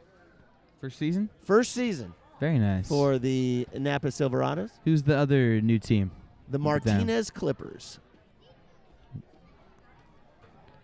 Although the Pacific Association has gone through several changes since year 1. In fact, year 1 it wasn't even called the Pacific Association. This is fouled back to the screen, and the count remains 2-2. It was the North American Baseball League back then, back in 2012. And it was the Pacifics, the Napa Grapes, the Hawaii All-Stars, and the Maui Nikoi Kaika. Those were the 4 teams in the league for the first couple of seasons. But as leagues change and teams come and go, the Hawaii teams went away, and it didn't make much sense to send the teams from California all the way over to Hawaii to play a couple games over there and then back and forth all year. There's only 4 teams in the league. You know, it was tough. Slash third base line and foul. Can't imagine that was cheap. And it's not cheap, you know, and these are minor league teams on a very tight budget. And where every dollar counts, it doesn't make a lot of sense to send the teams back and forth to Hawaii. So what then became, let's see, they were the East Bay Lumberjacks, and then they became the Pittsburgh Diamonds. And this is a breaking ball in the dirt, blocked by Gingras, and now it's full. And Beatty's 1 pitch away from loading them. Jones at third, Asbury Heath at second, Montalongo the hitter, and it's a full count. And this is another big moment in the game. And Beatty got through the first one back in the first inning. And normally you wouldn't say too many big moments in a game come in the first inning. But he had the bases loaded with nobody out. and was able to get out of it with only giving up 2. And the Pacifics promptly answered with 2. Here's the full count. Popped him up. Oh, man, this is right at us. Heads up, heads up. Woo. My biggest fear, Stu. That's about as close as they That's come. my biggest fear. Holy cow, that was right on us. He popped it up about 120 feet, and it missed Jake by 8 feet. Long story short, I've never had good eyes, so I never see them when they go up. So I was just hit the trenches when those go up like that. That's those freak me nerve-wracking. out. Anyway, high pitch count for Montelongo here. You're not kidding. Montelongo stands back in. The 9th pitch of the at-bat is slash foul third base line. 2-4, 6-8, 10th pitch coming up. Fans, on Saturday, we're holding a celebration of the 50th anniversary of the Beatles' White Album. Come out and see the Pacific's play. Yeah, Saturday is the 50th anniversary of the White Album, and there'll be a Beatles trivia, a Beatles, not a trivia band, This coming Saturday. That's interesting. but it's a Beatles band of sorts. I've ran to a lot of Journey, Pink Floyd, and Yeah, even tribute Zeppelin band, that's what I'm tribute bands, but I don't think I've met a Beatles one yet. Well, we're going to have one out here Saturday, and then Sunday at a 105 game. A curveball, a slash foul, 11 pitch coming up. Montelongo's still hanging on here. Sunday, it'll be a real treat for the fans as I will be running the PA in place of Mark Carlson, who will be gone. Mark Carlson, our beloved baritone up in the booth. Those are Dominican games as well. Pacifics, yeah, he does a Dominican game. That's right. Well, Pacifics have asked me to fill in for him. Oh, brother. Here's a 3-2. 12th pitch of the at-bat, and it slashed into left field, and there's an RBI. And coming in behind Ray is Asbury Heath, and he slides, and he's safe. And it's a 2 RBI double for Josh Montelongo on the 12th pitch of the at-bat. Can you imagine that? Montelongo's taking a knee out there. He went in hard to second base, and now a visit not only to Montelongo by the Napa team trainer, but Nick DeBar has made his way out to talk to Max Beatty. Thanks to our partners at the Laser Center of Marin. One less what? Come out for your chance It's to win a 6-2 ball game. What'd you say? right now at the Barbier Oh. Security Ticket Booth. You're asking about what Mark Carlson is saying? I heard double chin night. Yeah, double chin night. That's right. Chin. Yeah, that is. What did he say? It's tomorrow night? I believe so. You come out here and get some sort of I think it's a cryogenic treatment. I'm not positive. Oh. And you can get rid of that double chin. It's Yeah. double chin night. So somebody's going to leave with one less chin. That's the promotion. I know that totally wasn't what was going on there, but that just confused the heck out of me, so couldn't help that. Here's Nico Tony, everybody. Well, 3 runs are in. A 12-pitch at-bat between Max Beatty and Josh Montelongo. And Montelongo wins the battle. A 2 RBI double to left. First pitch is popped straight back, and on one pitch, Gingras gets it. A pop-up to 2 ends things, but not before Napa hits 3 runs on 3 hits, and the Pacifics commit their 3rd error of the game. And now the center fellows have their hands full. They'll be sending up Zach Files, Michael Stadinger, and Ricky Gingras to see if they can get this game back under control. It's 6-2. We'll send it down to the field now, and here's Ethan. Well, that was a very long inning from Max Beatty, and it all started very wrong after Jordan Anderson ambushed the first pitch and sent it out to widen the Silverados' lead, and it was all downhill from there as Max Beatty could not find it, giving up 2 more runs in the inning with 2 outs. The score is now 6-2, Silverados over the Pacifics, and now it's time for the Pacifics to try to do something and make this game a little bit closer. You're watching the San Rafael Pacifics 2018 baseball season here on Marin TV. Zach Files stands in and fouls off a fastball, and it's 1-1. Well, the Pacifics have some work to do here in the bottom of the fourth. No kidding. Score remains 6-2. Michael Staudenger's on deck. He'll be followed by Ricky Gingras. But for now, it's Zach Files, who walked back in the first inning. Officially 0 for tonight, a 2.38 batter. 4 bombs, 10 driven in.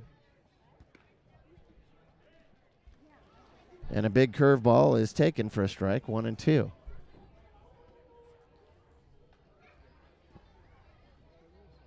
Vrooman throwing very hard up and away. And looking fresh and confident, Jake Moles, as you might expect. Of course. He's in a good position right now. His offense gave him a nice 4-run lead.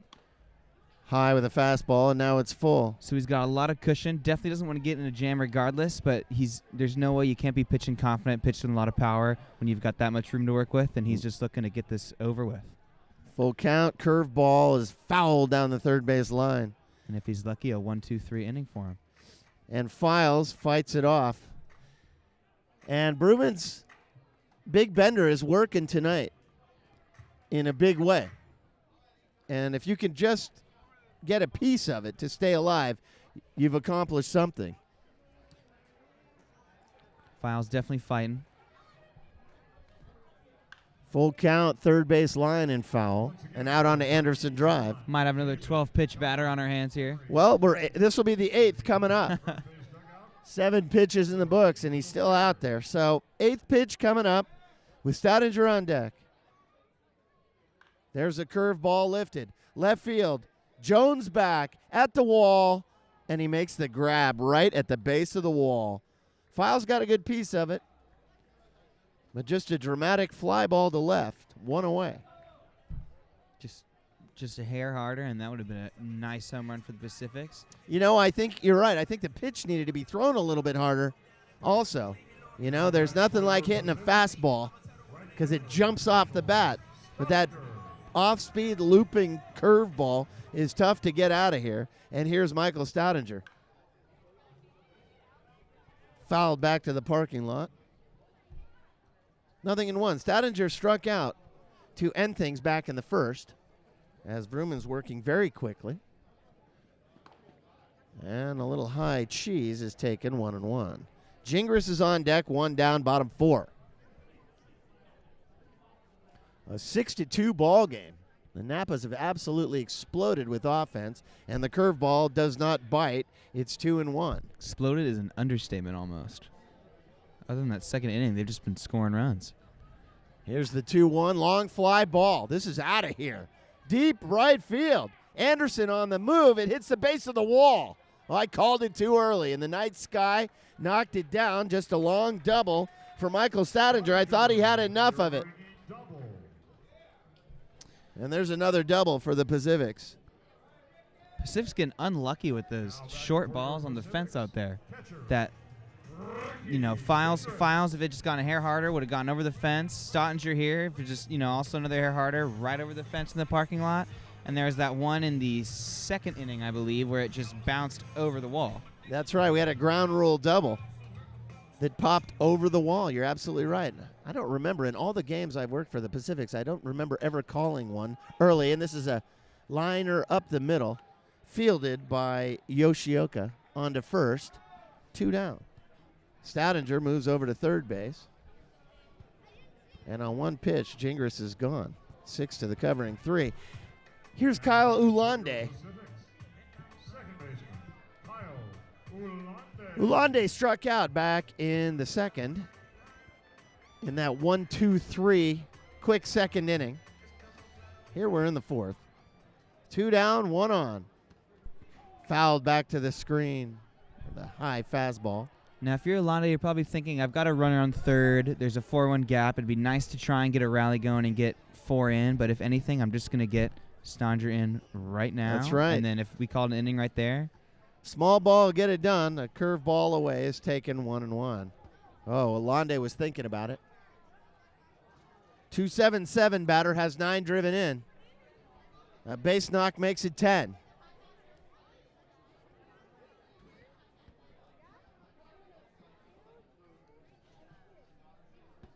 There's a big curveball taken.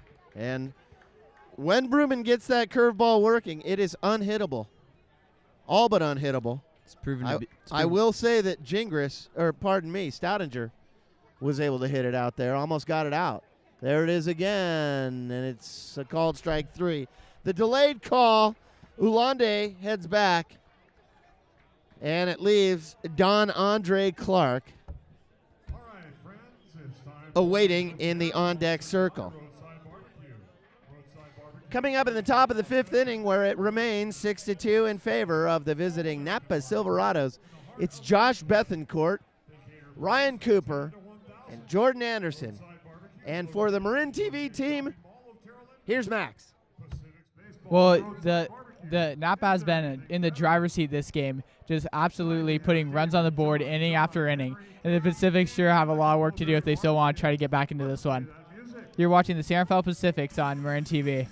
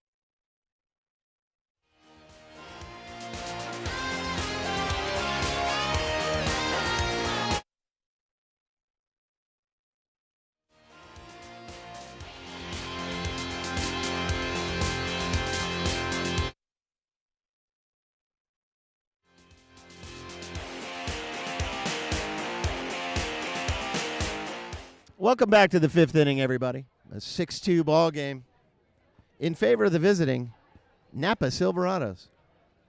Josh Bethencourt steps in on Irish Heritage Night here at Albert Field. Well, Beatty out there remains in the game and opens with a ball away. Bethencourt, a sacrifice back in the first, an RBI single in the third. Swings at pure power, and it's 1-1. Been an eventful game for Bethencourt, for sure.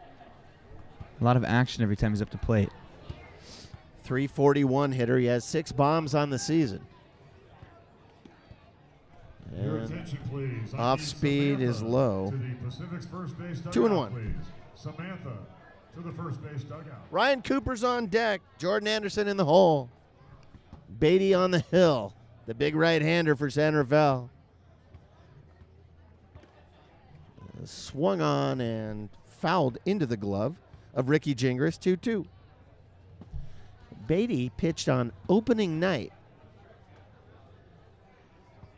The ace of the staff. That opening night game was in Napa, in fact. Curveball away, and now it's full.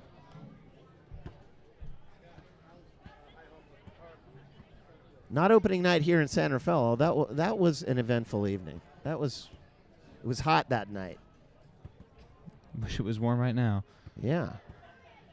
And he gets him with a 2-seamer. Bethencourt swings right over the top of it, 1 down. Well, tomorrow is supposed to be 90 here in San Rafael, and then Saturday, 100. Batting for the Silverados. But we're not on the air. Of course not. This is our last live telecast for about a week and a half. And you can check the schedule at cmcm.tv/sports. There's a curveball away. That first K had to feel good for Beatty. Let's see if he can tack on another one. Get the confidence back up. Just his 5th strikeout. And here we are in the 5th inning. This is slashed into right center field, and that gets down for a base hit for Ryan Cooper, who takes a big turn at first but retreats. Cooper's 1 for 3 on the night. And Jordan Anderson will make his way to the hitting area. Anderson batting only .208 22. Jordan Anderson. in the 7 hole, and all he did last time was deposit a 432-foot home run over the left field wall, his last at-bat. So coming into tonight's action, he was batting .208, but I suspect that number has gone up because he's 1 for 2 on the night. His 2nd home run and his 9th RBI delivered for Tito Fuentes' Napa Silverados back in the 5th. Anderson behind the count, 0-1, with Masa Mayadera on deck.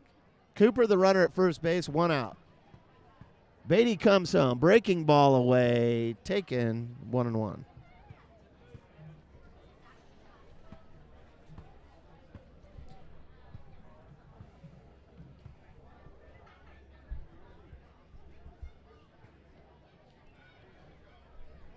Anderson closes off the stance, brings the left foot forward, as you can see in your television screen, and he swings at a little slider, and it's 1-2. When the right-handed batter stands with his left foot closer to home plate than his right, that's a closed stance. And it would suggest he might be trying to go to right field, as this is fouled off of the face protector of home plate umpire Dean Poteet, who's got to think about things, and I think I see some little birds fluttering around his head in circles. Now, when a catcher gets nailed, oftentimes the home plate umpire will let him walk it off, but Poteet got it right in the right ear. It came off of the face protector and hit him in the right ear. That's got to feel good. Would you say that's lucky or unlucky? Because that's the one spot of his head that's not protected. Terribly unlucky. Yeah. He keeps reaching up to his ear, as you can see. 1 ball and 2 strikes. It's hard to walk off an earshot. Chop toward third. Files got on a hop. Over to second for 1. Back to first in time. No! On the back end of the double play. Anderson beats it out. So Anderson is aboard as a fielder's choice. Cooper is thrown out at second, 5-4. But the Pacifics just couldn't turn it, as the chopper from Anderson was just a little too high. So he's aboard at first base, courtesy of the fielder's choice. 2 down, Masa Miyadera is on deck. Is making his way to the hitting area. Miyadera on the evening is 0 for 2. Couple ground balls.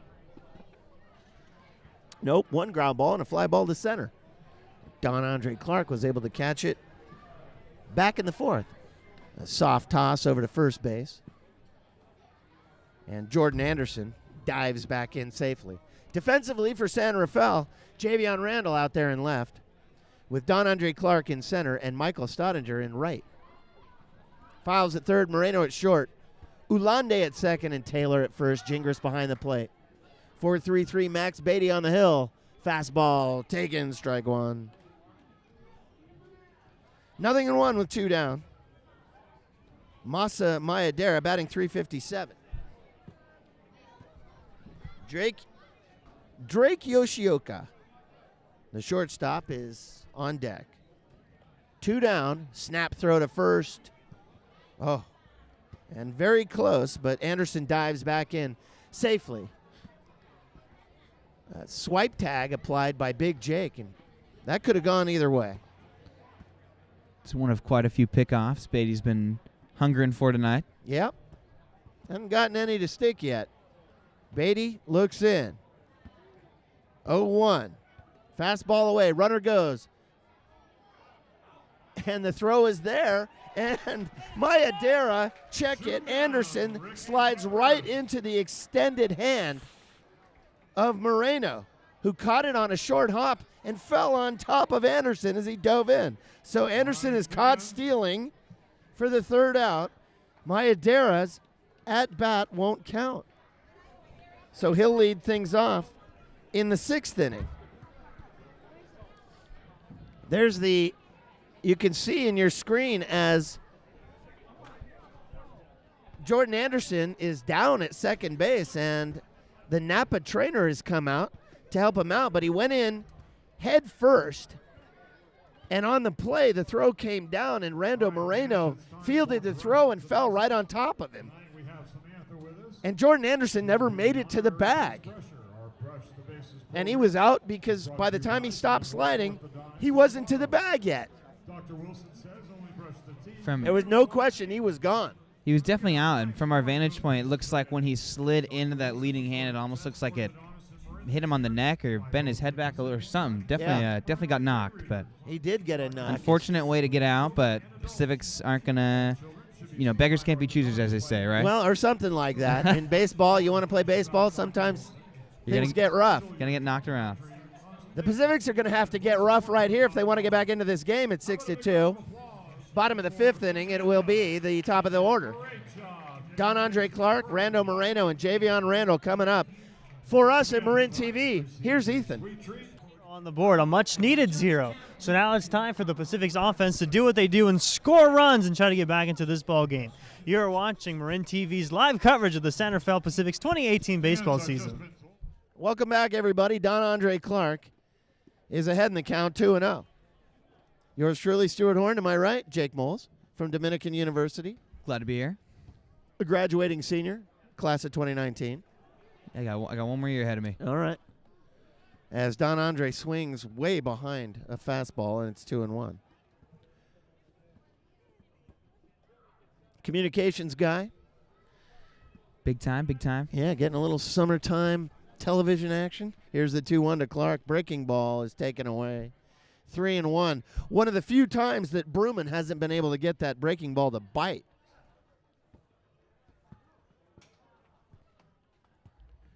3-1 is lifted. Shallow center.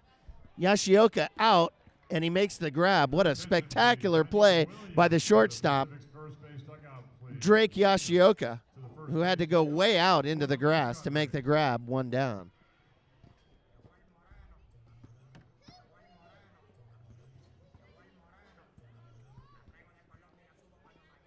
Now batting for your Pacifics, sponsored by Above the Rest Builders, number 16, Rando Moreno. Here's Rando Moreno, who pops it up top of the stadium. That might hit the roof. No. And diving for it is Nico Tony back by the Silverado dugout, and he makes the grab. What a spectacular play by the catcher. I thought it was out of play, but Tony hung with it. 2 down. What effort by Tony right there. That was unbelievable. That really was. That was a 9th inning play that he made in the 5th. Yeah, that was the play of the game. You're absolutely right. 2 down. Here's Javion Randall. Well, quickly 2 down. First pitch from Bruman is taken for a strike. Randall is 0 for tonight. He reached on a fielder's choice with a run scored. And then he popped out to right field. His last at bat in the 3rd. 1-1. Gillespie's on deck, the 3-hole hitter. Javion Randall takes a breaking ball, and it's 2-1. 2 down here in the bottom of the 5th. A 6-2 advantage for the Napas. Fastball is hammered into right on a rope.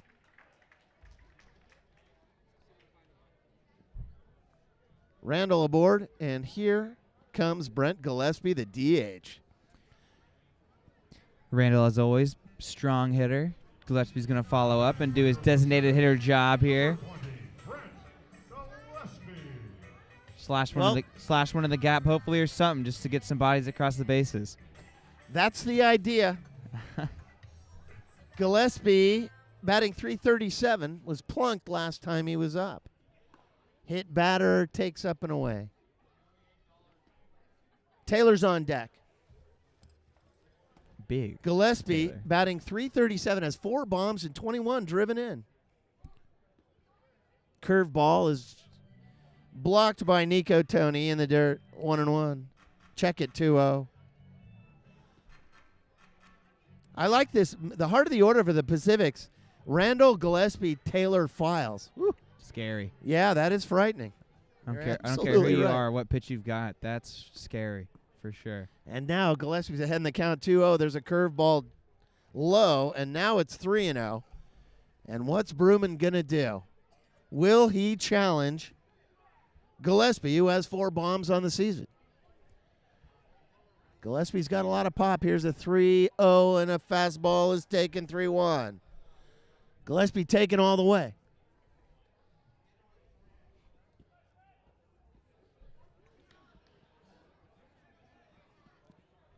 Another big moment in the game. Bruman comes home. Curveball lifted, foul, third base line. And now it's full. So while Bruman was behind 3-0, now he's worked it full. Payoff pitch. Curveball is high, and he walked him. Well, that bumps Javion Randall over to second base. And here's Big Jake with a chance to get the Pacifics back in it. And you hate to say, well, we have to rely on the long ball to get him back in it. But Taylor does have 6 bombs. And like you said, Stu, you wonder if that's going to mean that it's hunting season right now here at Albert Field for Jake Taylor. Got a bounty on his head. No pitcher wants to give him the 7th bomb, that's for sure. A 2 RBI double back in the first for Taylor. And he's got 2 on and 2 down. And he takes a low fastball for a strike. Files is on deck. Taylor batting .351, 25 driven in after his pair of RBIs back in the first.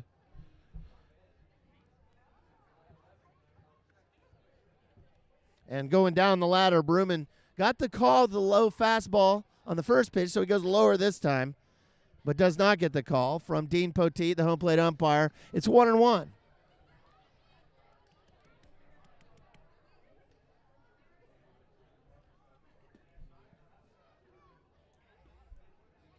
Bruman comes home. Big curveball is slashed towards short. This is going to be a tough play in the hole. Yoshioka, long throw, and he brought him off the bag.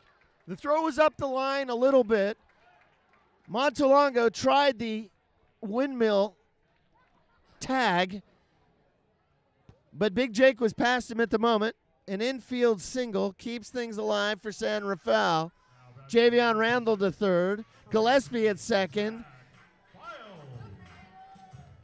Taylor with his second hit of the night, and here's Zach Files with the bags jammed. Tying run is at home plate, everybody. Files has 4 bombs and 10 driven in. He's 0 for tonight. High fastball is taken. Not to sound like a broken record, Stu, but this is yet another big moment right here. It is a big moment. This is it. Files could tie the game with a single swing of the bat. And a low fastball, and it's 2-0. And all of a sudden, Bruman can't get it together. As things cool off so quickly out here at Albert Park, it seems to have that kind of effect on all pitchers, not just opposing pitchers. Here's the 2-0. Bruman at the belt. Long fly ball. Center field and deep. Asbury Heath back, and he's got it. Zach Files cannot lift it. 370 straight away in center field. But at the base of the wall, Asbury Heath hauls it in. So a dramatic end to the inning. The Pacifics with a couple hits. They can't get anybody across, and the score remains 6-2. It'll be the 8-9-1 hitters for Tito Fuentes, Napa Silverados, Masamiya Dara, Drake Yoshioka, and Ray Jones. Coming up here in the top of the 6th inning. 6-2, we'll send it to the field, and here's Max. Well, the Pacifics are getting runners on and starting to threaten the Silverados, but still aren't able to convert any runs since the first inning. But they keep putting on base runners. Something will sure get knocked out. Something will sure get knocked loose with them. You're watching the 2018 San Rafael Pacifics on Marin TV.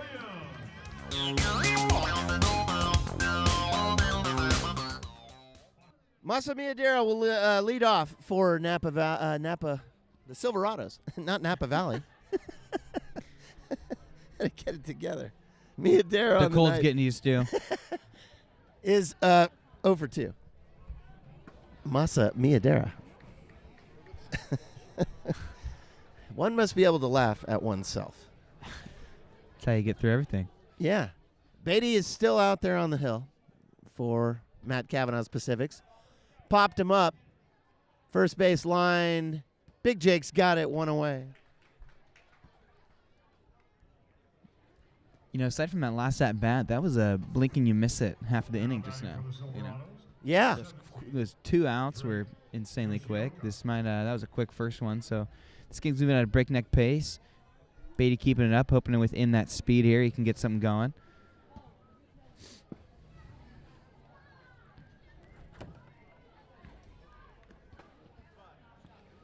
Drake Yoshioka swings at a 2-seamer right over the top of it for a strike.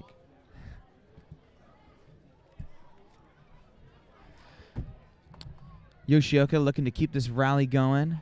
That was a 2-seamer right down the middle. He chopped at it. So he's going to see if he can just guess right again, get another knock, get on base, and get yet another rally going and explode. 0-1 to Yoshioka. Another swing from Yoshioka. Well, he kind of dipped down at it there and bent the knees and wasn't going to get anything on it. He almost, to me too, it almost looked like he did the same thing at the first one, but he just made a little bit of contact with it. This one was just off, and I think it got him. 0-2. Chopper, first base line, foul. Another dip. I think that's just his swings, Stu, the more we watch Yoshioka here. This was his second game with them, you said? That's correct. He's 1 for 3 in his first game. And here's the 0-2, and we'll do it again. Fans, Pacific staff members are now coming through the green. Foul down the third base line. Yoshioka in the 9 hole's a tough out. It seems like he's fighting off everything. He's got Ray Jones on deck. 1 away. Here in the top of the 6th inning. It's a 6-2 advantage for Napa. Strike 3 called on the inside black. A little breaking ball. Yoshioka watched it go. 2 away. You know, that out right there obviously isn't a good example of it, but I think if anything, these Silverado batters have proven they're really good at fighting and staying alive on the plate and doing almost a war of attrition with Beatty here, and you know, that's a big factor into getting their 6-2 lead here. You know, just being able to sit up there and fight and keep swinging at fouls and get Beatty tired, get his arm tired, and just finally find one and guess right. Being able to predict those pitches. Jones 2 for 3 on the night with 2 runs scored and a long fly ball to deep right field. It's on its way. Staudinger watches it foul. Ooh. Man, oh man. Ray Jones got a big piece of it. He turned on it and just turned a little too soon, I guess. Foul down the first base line. Left-handed batting. Ray Jones, a .259 hitter, does have home run power with a pair. 17 driven in. 2 runs scored tonight. And he takes a strike, and quickly it's 0-2. DeAndre Asbury Heath is on deck with Montalongo in the hole. For now, Ray Jones with 2 away. Nobody on, nobody in. It's the third batter of this, the top of the 6th. Beatty comes. Curveball is fouled to the screen.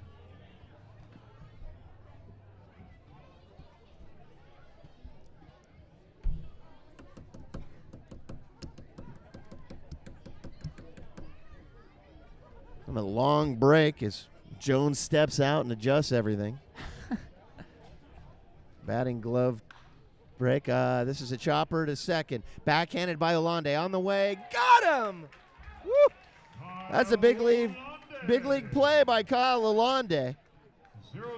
And Ray Jones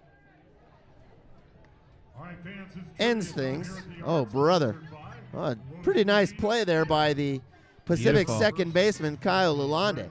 Not only had to backhand it deep in the hole, but had to turn and make a good throw. It's a good stretch on the back end of Jake Taylor as well. As my voice cracked, I'm so emotional. as we go bottom 6. It remains 6-2 right here on Marin TV's coverage of the 2018 San Rafael Pacifics. Hey, who's behind me? Look at these guys. These guys all Pacifics fans. Hey, there you are. Lotus Cuisine of India. All right, we'll be right back, everybody.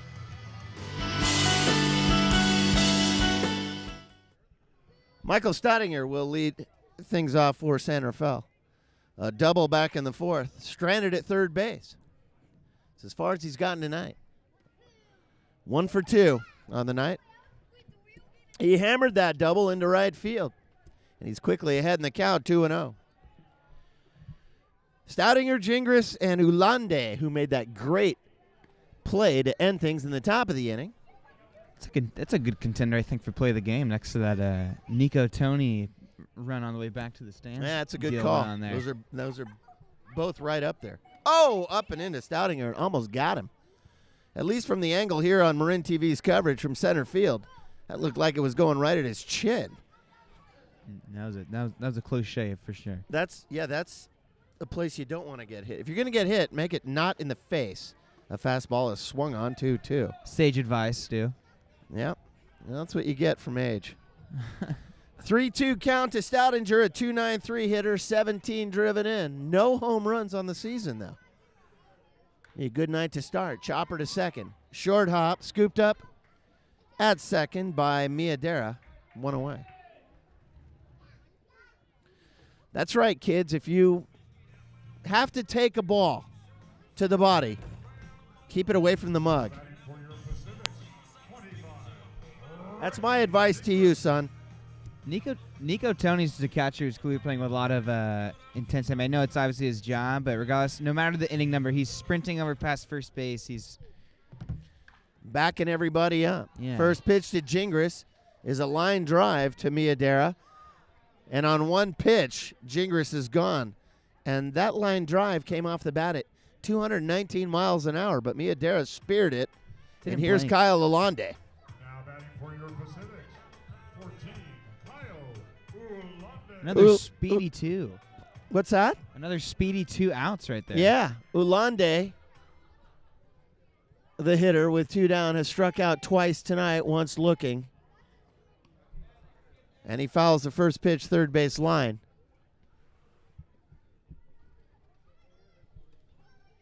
Bottom 6, everybody. It's a 6-2 ball game. Pacific's on a 4-game winning streak. A hit as good as that play that Ulande just made would be really nice right now for the Pacifics here. Fastball is At upstairs, Albert Field. 1-1. What's that? I said a hit for Ulande as good as that play he just made would be really nice for him right now in the Pacifics here. 1-1 across the knees. No. 2-1.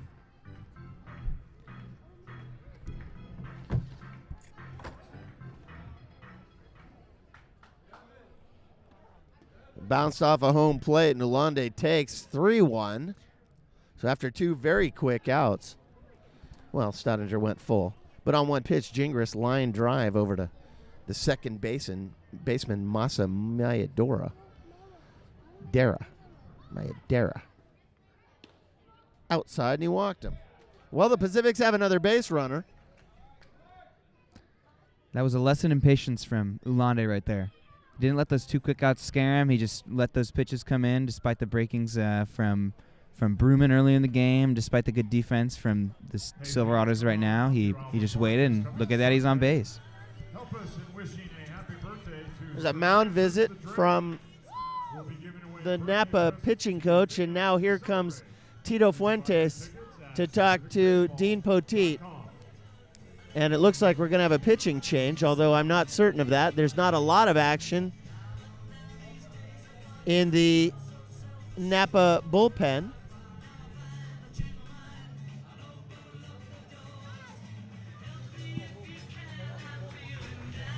And let's find out what's going on. No, it looks like they're going to leave Bruman in there for at least one more batter. Tito is over in the dugout looking at the lineup card that's taped to the wall in the dugout. He's examining things. Don Andre Clark. Kind of keeping an eye on what's going on. Here's Don Andre Clark. Clark has 1 on and 2 down. His walk-up music seems to be going on a long time.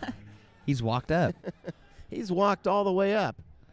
Bruman waits on the music to end and delivers a fastball up and away. 1-0. Rando Moreno is on deck. Ulande, the runner over at first. Snap, throw over to first. Oh, almost got him. Ulande was leaning the other way. A heads-up dive back into the bag.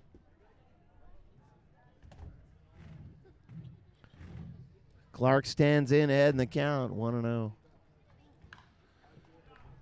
He powers one foul out onto Anderson Drive, 1-1. But if you're coming down Anderson Drive, you got to be careful. I see there's a car out there. They're either parking or they just got nailed. Over the years, cars get hit every once in a while around here. 1-1 to Don Andre Clark. And the pitch was taken for a ball. I know you couldn't tell by our camera angle there as the camera switched just as the pitch was thrown. But you can take my word for it. It's 2-1. There's the view we're looking for. Moreno's on deck, 2 down. Clark stands in, indoors, 2-2. Right on the inside black. Unhittable pitch. Absolutely as good a pitch as Jackson Bruman can throw. It's a little slider on the inside black. There's a soft toss to first. Deuces are wild for Don Andre Clark. 2-2. And 2 down. And 2 down. And it's 6-2. And there's just 2 of us here in the Marin TV booth. You should have heard us down in the dugout in the second inning. Here's the 2-2. Curveball got him swinging. Clark is gone. And quietly go the Pacifics in the bottom of the 6th. No runs and no hits. As we go to the top of the 7th, it's DeAndre Asbury Heath, Josh Montalongo, and Nico Tony. The score remains 6-2. Nobody scored now in 3 innings. Can the Pacifics get back in it? Well, I think they might be able to, but we'll have to go down to the field and see what Max thinks right here on Marin TV. Take it away, Max. Well, we're definitely closing into the back end of this game, and the Pacifics still have a lot of ground to make up. But, that baseball can really turn around at any point. So if they keep getting base runners on, they're always in this game. You're watching the 2018 San Rafael Pacifics on Marin TV.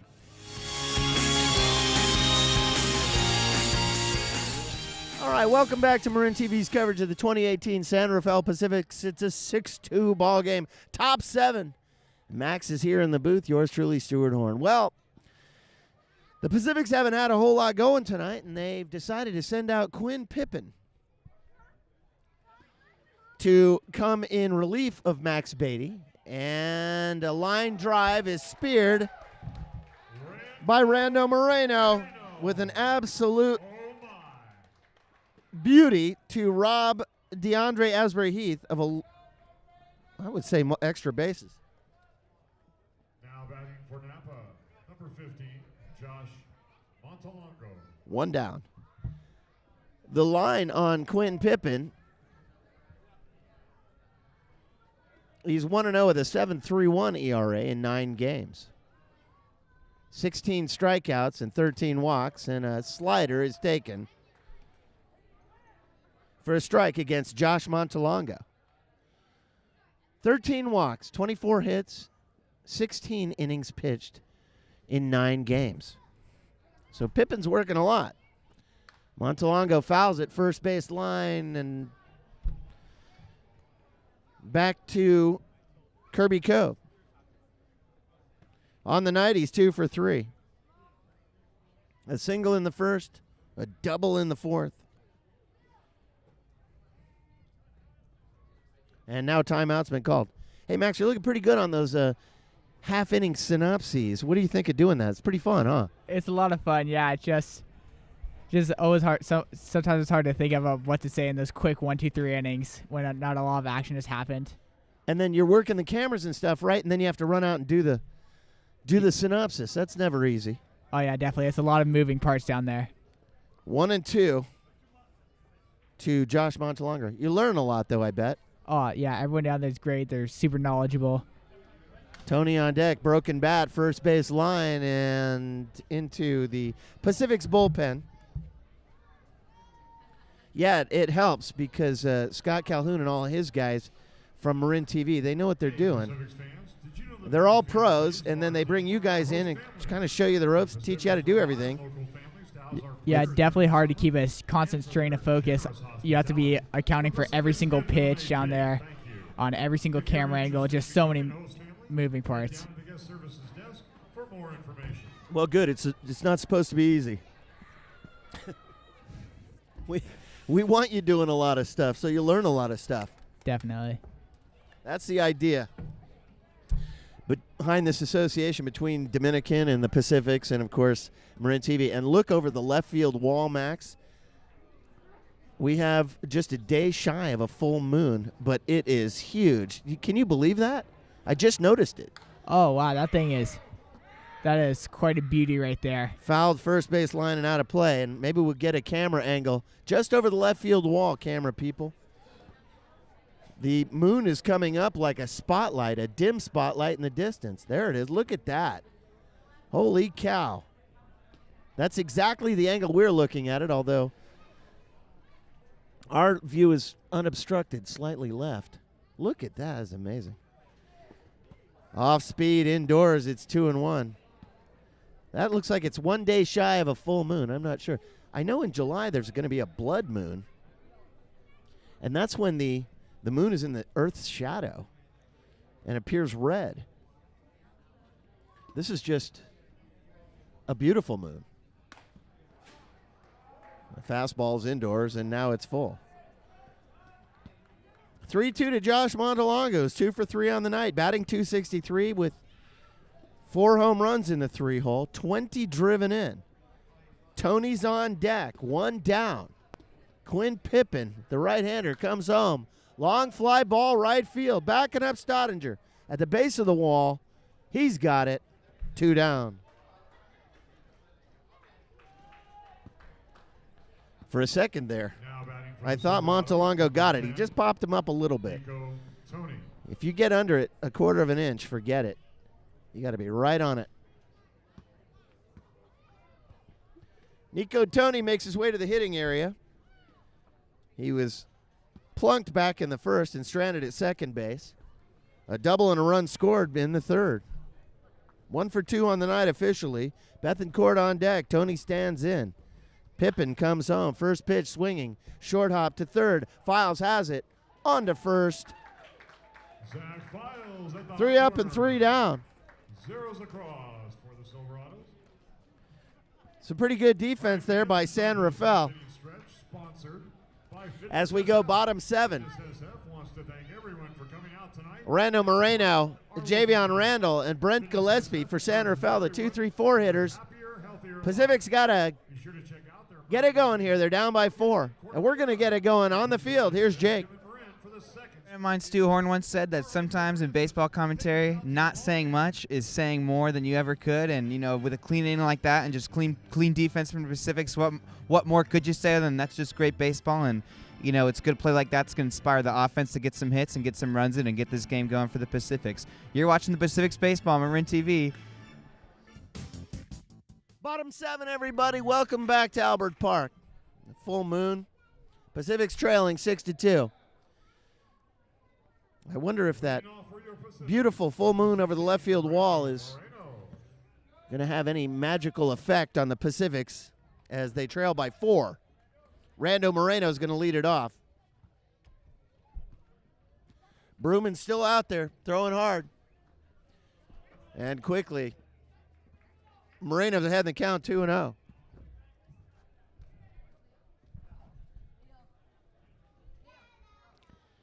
Oh for 3 on the night, and he takes for a strike, 2-1. Some late breaking fastball. Bruman's still bringing it and getting a little tail. And he swings at something low, 2-2.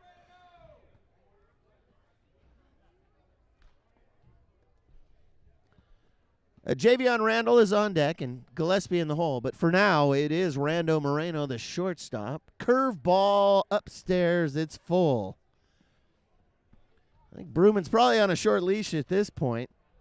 We're in the bottom of the 7th inning, where he enjoys a 6-2 lead.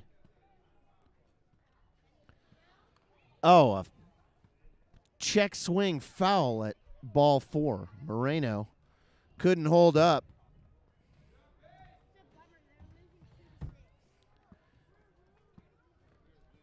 And the 7th pitch coming up to Rando Moreno, batting .271.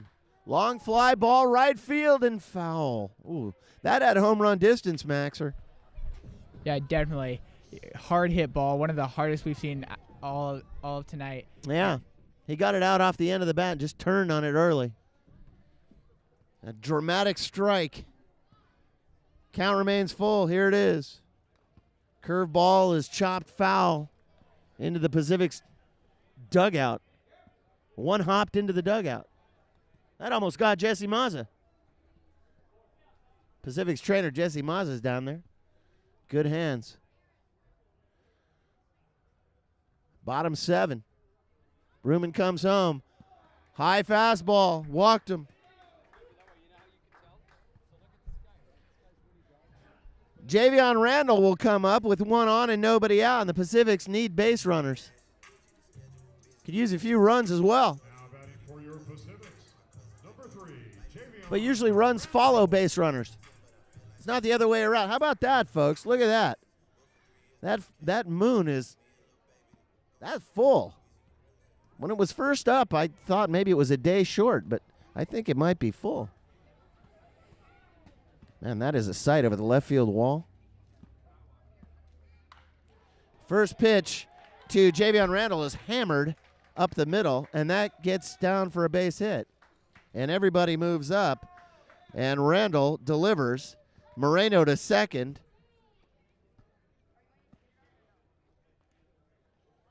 And Moreno, who has a run scored back in the first, delivers his second hit of the night. And now a slow walk to the mound from the Napa pitching coach. And this is going to do it for Jackson Bruman. Bruman with that 4.62 had a very good night.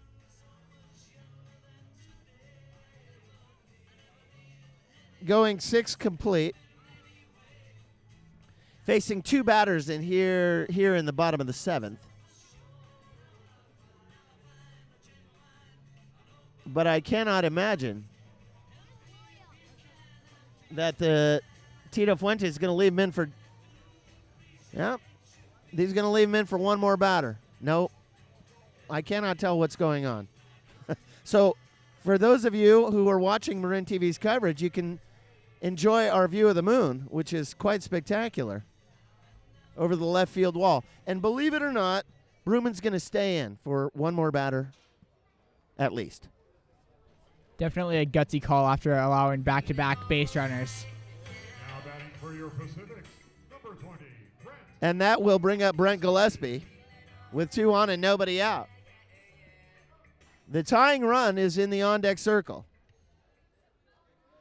Gillespie batting .337, a first pitch curveball, a 2-chopper to first. Gillespie has gone on 1 pitch, 3 unassisted. Moreno moves over to third base. Javion Randall moves over to second base. And as I said, Bruman was only going to face one more batter, and that's all he gets. So Bruman's going to leave after 6 1/3, and a new pitcher is coming in from Napa's bullpen. And when we have that pitcher, his information, and his line, we'll bring it to you right here on Marin TV's coverage of the 2018 San Rafael Pacifics. We're going to step aside for a moment. Bruman's out. A new pitcher in for Napa. It's 6-2. We'll be right back.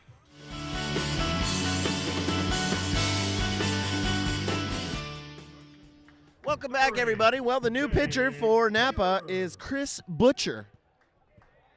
Butcher's ERA is 6.87 in 13 games. 16 strikeouts against 11 walks, folks. Baseball is a beautiful thing here in downtown San Rafael. And Jake Taylor is the hitter. And he takes a slider away. 1 ball. Hey, director, I can hear you. Okay, very good. Butcher, what did I say his ERA was, Maxer? That would be a 6.87. 6.87 on Butcher. In relief of Bruman, who went 6 1/3. Taylor on the night is 2 for 3 with a pair of RBIs back in the first. Zach Files is on deck. 2 runners on. Taylor takes indoors, 2-0.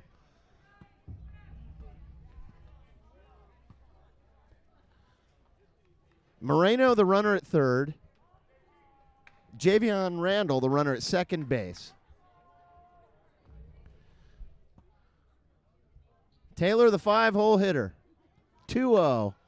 Hammered toward third. This will get 1 in. Scooped up by Betancourt. And Taylor gets another RBI. So Taylor sacrifice.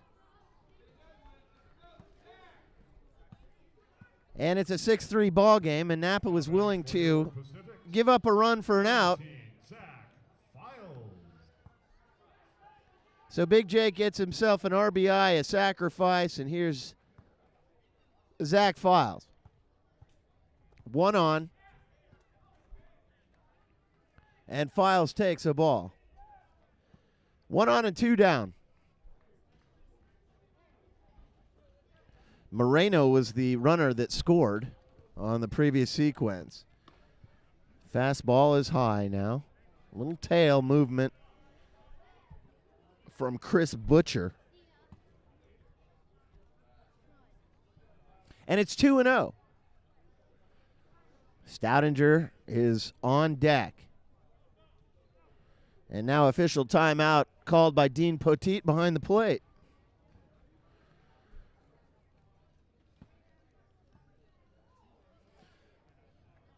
Files a 238 hitter. Has some pop with 4 bombs.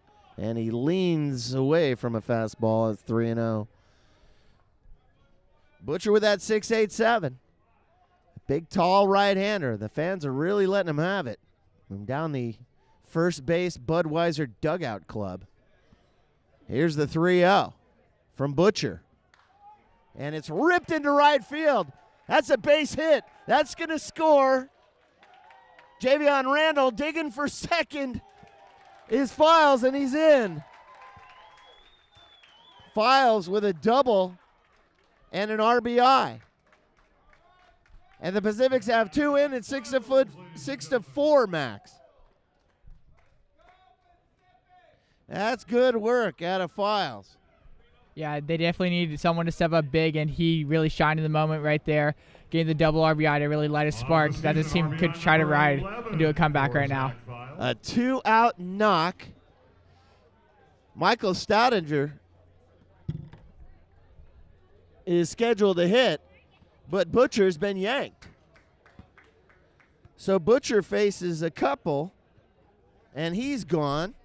And Napa's going to bring in yet another right-hander, it looks like. Pacifics are down 6-4.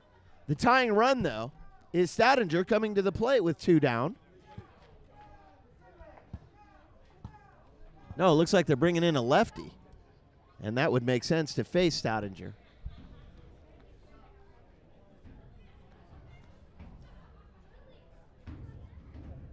6-4, and the Pacifics continue to threaten here in the bottom of the 7th inning.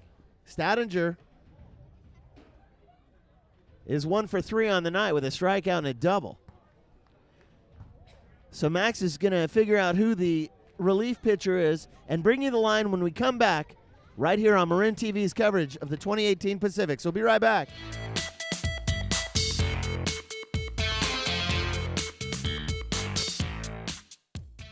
Stoudinger is going to face a new pitcher, and he's very new. Mark Young has only been with the Napas for a very short period of time as an 0.00 ERA, and he delivers the ball to Stoudinger, who represents the tying run.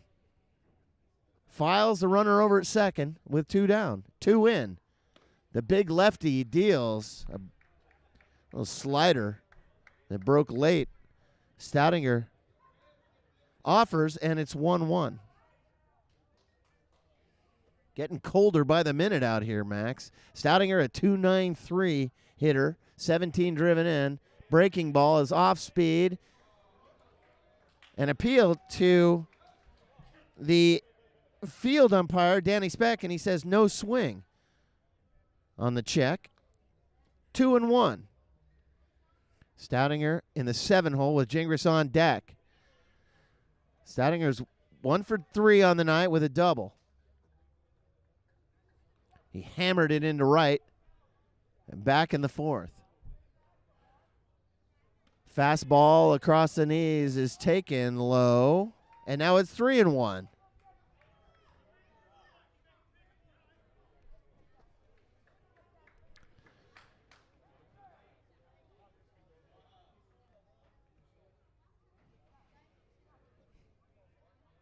Mark Young, the big left-hander, throws real hard, and there's a fastball, and he walked him. And now the tying run is at first base. So Young comes in, and on the first batter he faces, he walks him on 6 pitches. On 5 pitches. 5, 6 pitches. It was 6. There's a strike in there, so it has to be 6. Here's Gingras, the go-ahead run at the plate. Gingras 0 for tonight, but he's whacked it hard all over the yard. Fastball across the knees, and that's taken for a strike. 0-1. Ulande is on deck, 2 down. 2 in, bottom 7. Pacific's momentum is building. 2 on. 6-4 ball game. Young looks the runner back to second. Now he comes home. Breaking ball, first base line, and foul.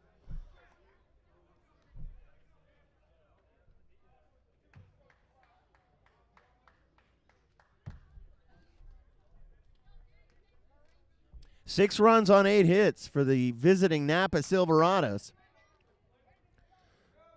4 runs on 8 hits, 3 errors for the Pacifics tonight. Young comes home.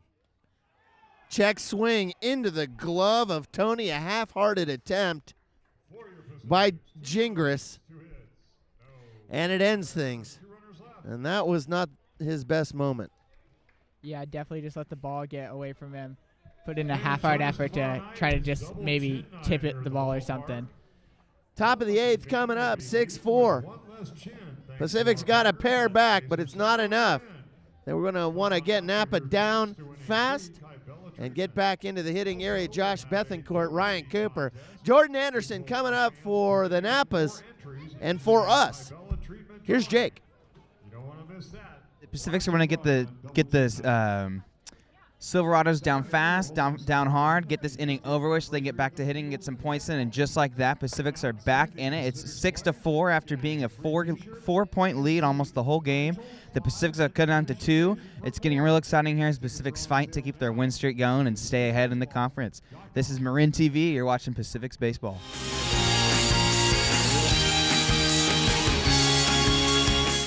Well, we've reached the top of the 8th inning, everybody, in the 6-4 ball game. Pacifics trail. And they're going to need a little magic. Each time we are live on Marin TV with the Pacifics, so far this season, the Pacifics have won. It's a tall order to keep going, but we want to keep it going. 6-4, and Bethencourt swings over the top of a Quinn Pippin fastball. And now he fists one foul, and it just missed some people here in the Budweiser Dugout Club just below us. And I don't know how it missed him. 0-2. You got to keep an eye on what's going on. Picked up a single and an RBI back in the 3rd, did Bethencourt, a .341 hitter, but he has a lot of pop, 6 bombs and 16 driven in. Pippin Deals. Fastball is back to the screen. 3 pitches so far out of Pippin. And 3 strikes. Pippin wears 24. That's Willie Mays' old number. Well, not his old number. It is his number. It's his number for life. Kind of like Willie Mays. He didn't give the number up. Well, it was also Zach Pace's number, the great center fielder for the Pacifics. Fly ball into shallow center. Coming in is Don Andre Clark, and he can't get there. A broken bat single for Josh Bethencourt is how we get started here in the 8th. Now batting for the Silverados, 52, Ryan Cooper. Here's Ryan Cooper. Cooper's 4th at-bat of the night. He's 1 for 3 with a strikeout, a ground ball.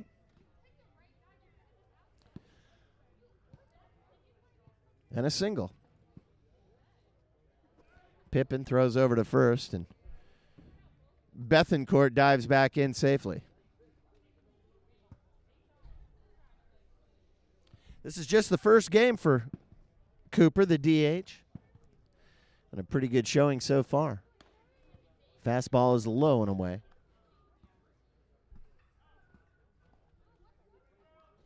1-0. Jordan Anderson is on deck. Mayadera in the hole.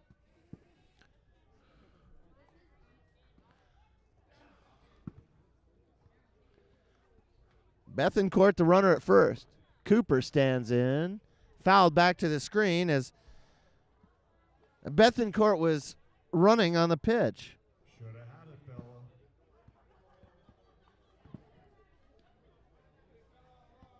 I call him like I see him.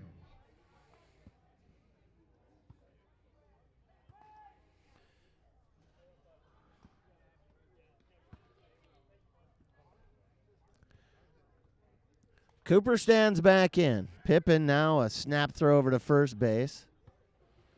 Bethencourt dives back in. Well, now Bethencourt has tipped his hand because now Pippin knows he wants to go, and he is likely to go. And, of course, Napa leads the league in stolen bases. Breaking ball is indoors, and now it's 2-1. That would say there's a high likelihood that Tito Fuentes is going to send him. Anderson on deck. Cooper stands back in. Bethencourt does not go. And he takes for a strike. And now it's 2-2. Very similar to the previous pitch. To tell you the truth, I couldn't tell you where they differed. See in the background there, the Satchel Paige Plaza, which was just honored, named in honor of the great pitcher Satchel Paige. Foul ball out of play, right side. The third base plaza was just named in honor of the great pitcher Satchel Paige, who pitched here August 4th in 1967, here at Albert Park. Traveling the country at that time with the St. Louis Clowns, a minor league ball club. And a snap throw back over to first. Oh, gets away from Taylor, but only a few feet away, and Bethencourt cannot advance. That's the one thing, Max, when you throw over to first, you open up a can of worms. Yeah, we've seen a lot. Sorry. But we've seen a lot throws over to first. That's one of the very few that have gotten by. So the first basemen have been doing a great job of containing the ball when it's thrown over their way. Cooper 2-2. Takes low and away, and now it's full.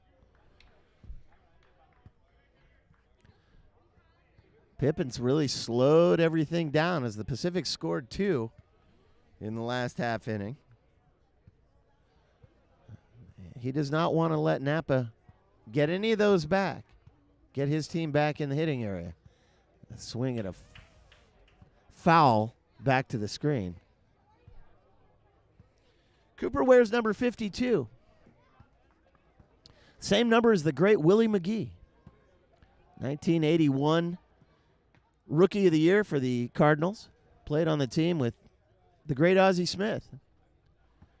Silver Slugger Award. Rookie of the Year Award and a World Series. popped him up, and this is back behind home plate as Gingras gives chase, and it hits the top of the grandstand.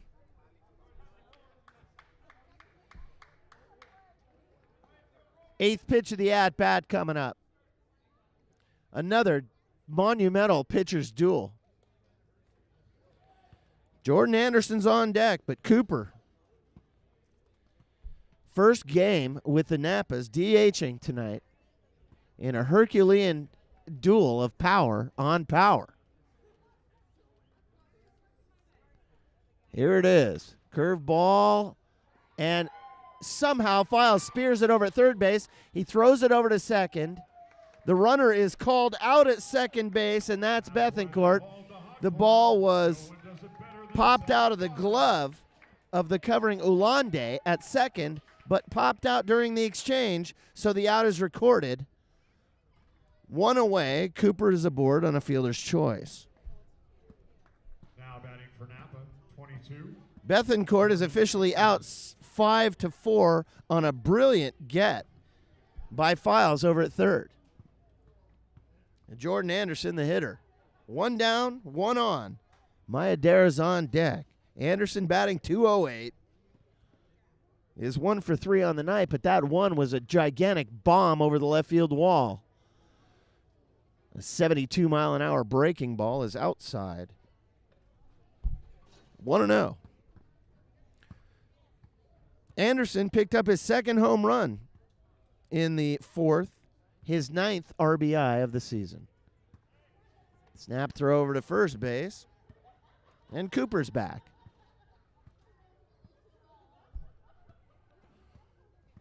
6-4. Here in the top of the 8th. Pippin looks out of the corner of his left eye, the right-hander, and this is drilled to left.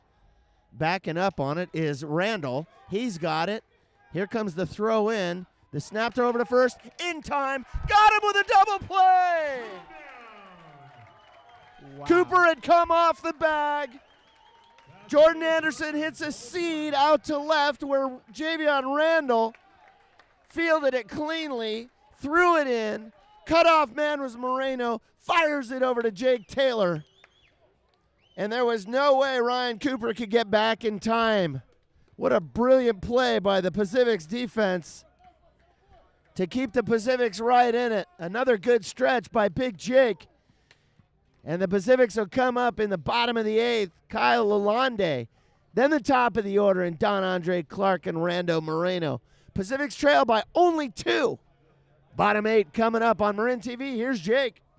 It's clear to the Silverados. They're starting to feel it just a little bit. Pacifics are also ramping it up. Lots of amazing plays in the inning, but you can't really look at any other play than that last one. That catch on the outfield, and that long throw, and that long toss from the cutoff over to Big Jake Taylor on first base.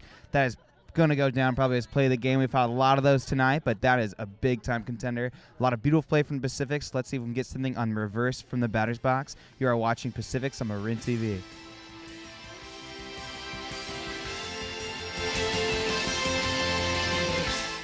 Well, things are getting weird. It's 6-4, and the Pacifics are trailing. And we have not lost a game live on Marin TV yet this year. The Pacifics are going to have to get it going. And on the hill is Bobby Filo, the new pitcher for the Napas. And the long fly ball to left field from Ulande. Out of here! A home run for Kyle Ulande. It's 6-5.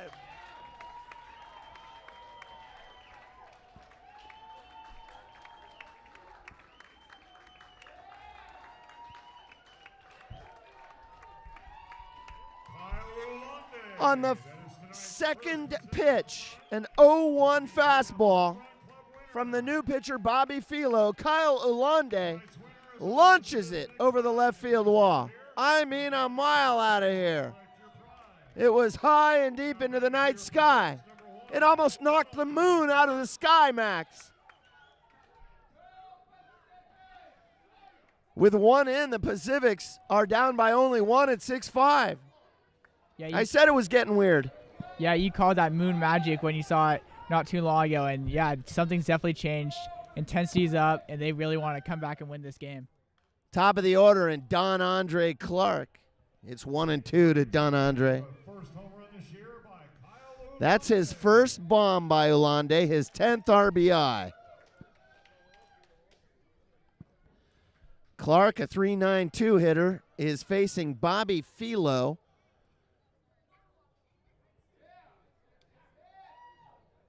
A 6.75 right-hander. There's a curveball poured in for a called strike 3. And Don Andre Clark is confused. He thought it was a second strike, but, well, you can see him leaving your television screen. And now, okay, they're going to bring him back. So Don Andre was correct. The scoreboard said 1-2. Well, Clark, in fact, just took strike 2. So Dean Poteet calls him back and says, okay, we've got the right count. Now it's 1-2. Well, everybody thought, well, I mean, Dean Poteet gave him the sign. Struck out looking. Here's Philo. A curveball in the dirt, 2-2. As Don Andre Clark, I don't want to say he has new life, Max. He knew the count. It just seemed like the rest of us didn't know. And that's true, because you got to go by what Dean Poteet says, the home plate umpire. Here's the 2-2. Slashed third base line and foul out of play. Silverados lead by just 1 here in the bottom of the 8th inning. Kyle Ulande has led off the inning with a bomb over the left field wall. That one I saw go, I thought that might hit the moon out there. Clark stands back in. Philo, the right-hander, deals. In the dirt, and it's full. Pacifics could use a couple of base runners right about now. Nobody out, 1 run in. A little more action happening over in the Napa bullpen now, but just very little. Philo, full count, fastball, and he walked him. And there's a comeback story right there from a premature strikeout call to now having the tying run on first base. Well, Ulande started it. Hey, there's Greg Lockenauer, one of the great Pacifics fans in the history of the team. Always hanging out over by the third base side. He's the sheriff of that side of the field, that's for sure. Hey, there's one of our camera people. A fastball from Philo to Rando Moreno is taken. There's our camera guy. Oh, he got a foul ball. All right, good work. I wonder if he'll turn that in for a free hot dog or something at the end. Maybe he'll keep it and have you sign it, Max. That'd be cool. That would be cool. Moreno is ahead in the count 1-0, and now he steps out.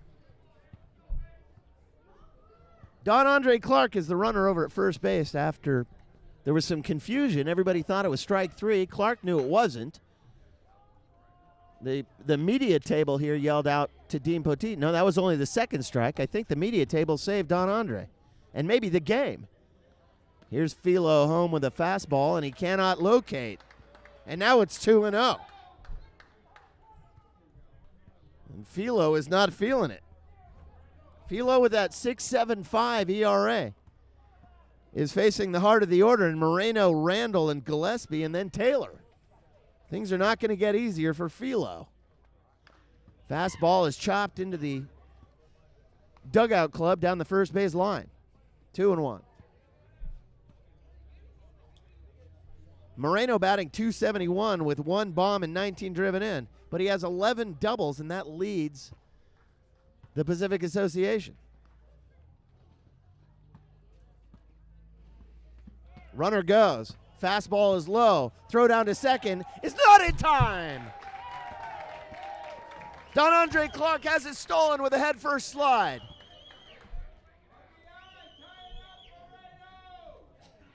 Moreno can tie the game with a base knock.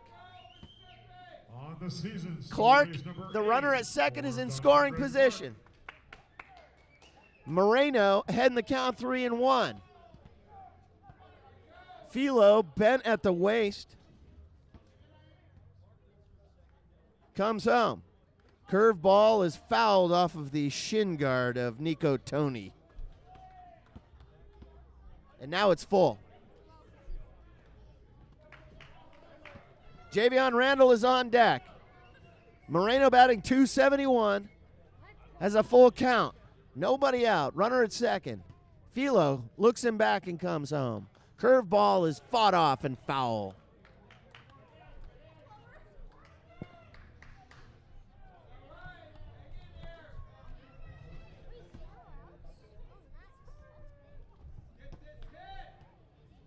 Pacifics put up 2 in the 7th, 1 here in the 8th. They trail by just 1, 6-5. Nobody out. Here's the payoff pitch. The high fastball is into shallow center field. Coming over to his left is Ray Jones, the left fielder, and he's got it. And it's not deep enough to allow Don Andre to advance. 1 away. Now batting for your Pacifics, number 3, Javion Randall. Here's Javion Randall.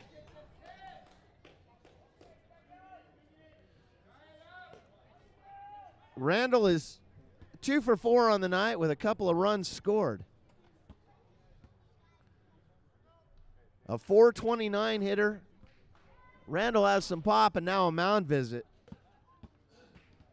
And all of the infield is coming to talk about the at-bat with Javion Randall. Of course, you got Brent Gillespie right behind him and then Big Jake with Zach Files. The heart of the Pacific's order is as tough as any team in the conference. And it starts right here with Javion Randall and that .429 batting average. 26 driven in as Dean Poteet's going to make his way out to the mound. The mound visit by the Napa pitching coach. That's about his 15th of the night. I wonder if he has a Fitbit on and measure how many steps he's taken out to the mound tonight. The Napa pitching coach has walked about 8 miles back and forth from the dugout to the mound with all of these pitchers. It started with Jackson Bruman, then Chris Butcher, then Mark Young, and now Bobby Philo just had his first visit. Don Andre Clark is the runner at second base as the mound visit and meeting has broken up. 1 down. Javion swings at a fastball.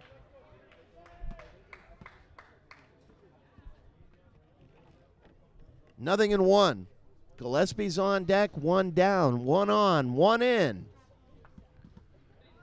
Philo looks the runner back and comes home 0-1. Fastball is indoors. And now it's 1-1. We don't have a gun on Philo, but I'm going to say he's mid-80s at best. You get a professional hitter like Javion Randall in there, I would suspect he's going to hit this ball and maybe this pitch. And he does hit it, and he pops it first base side. Will it get out of play? And it hits the screen, and it's just a dramatic foul ball, 1-2. Randall, an astonishing .429 batting average.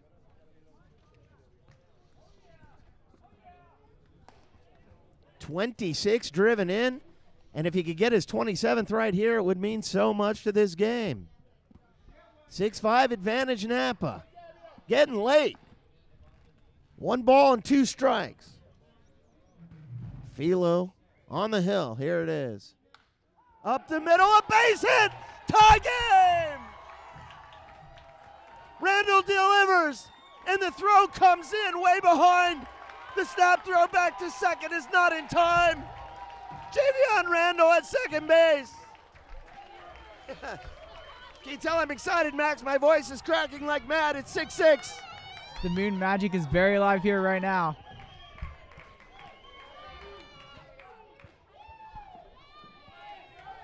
Randall officially with a single and advances to second on the throw in.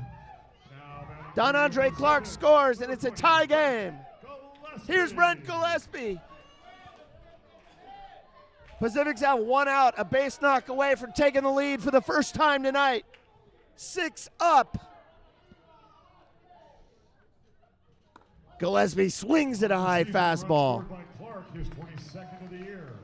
22nd run scored for Clark. Javion delivers. Oh, man. Curveball, fly ball to deep center. Backing up is DeAndre Asbury Heath at the base of the wall. He's got it. Javion tags, and he's at third base with 2 down.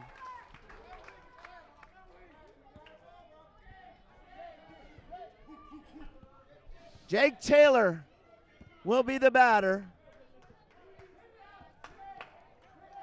And there's a lot of action in the Napa bullpen.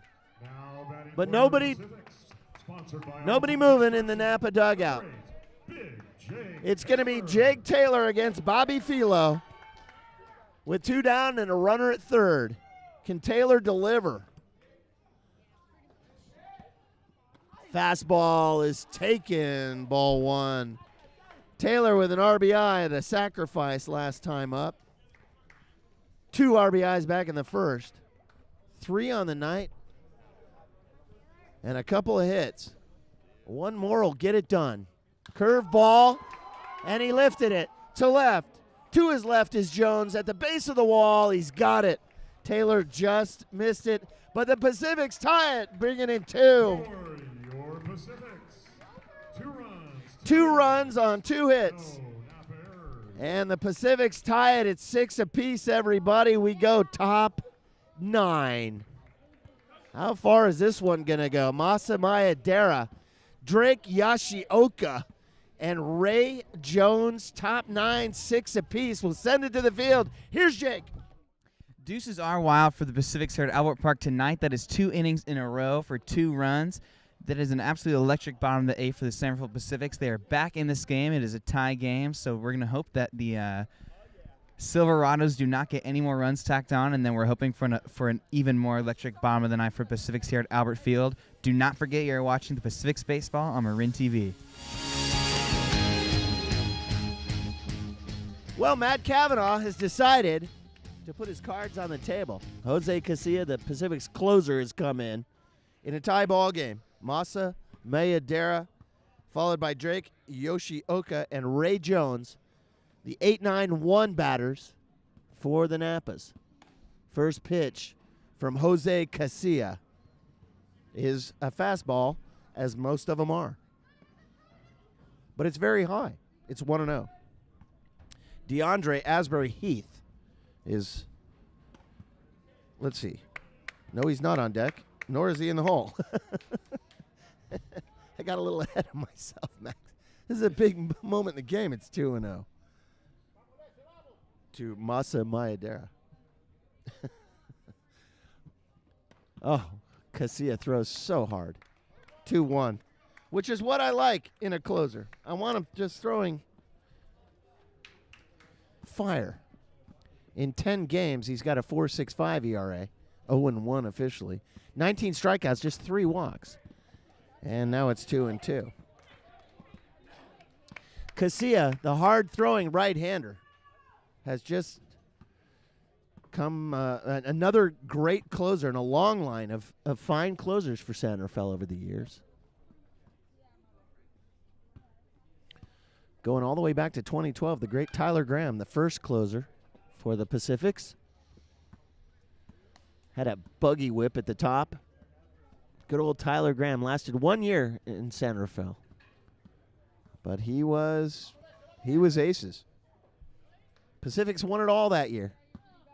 Although in the championship game, he did not close.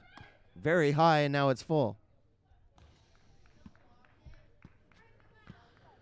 As I recall, it was Arballo who was on the hill when the Pacifics won it all in 2012. Julian Arballo.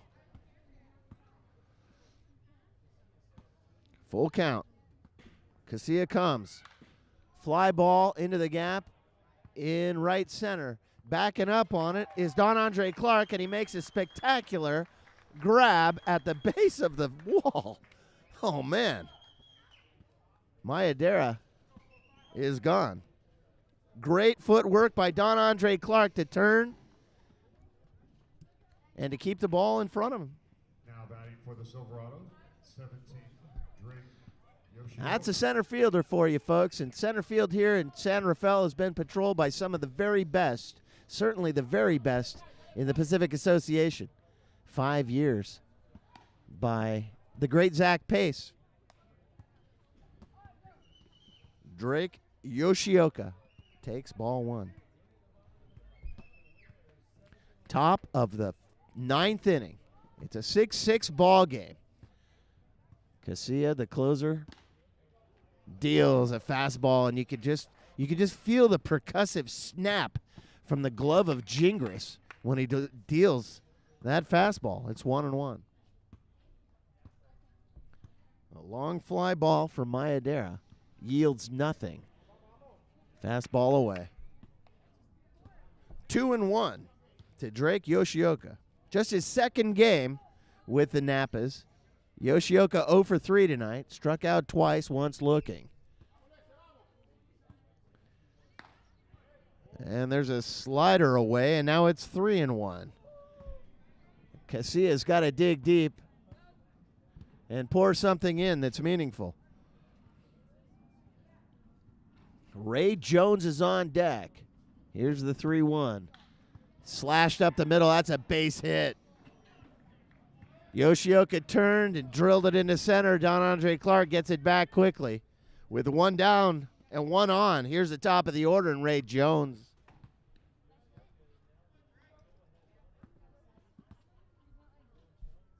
The first hit of the night for Yoshioka. Now batting for Straight up the middle. 16, Ray Jones. So Jones will step in. 2 for 4 on the night with a couple runs scored. Jones, a very productive leadoff batter.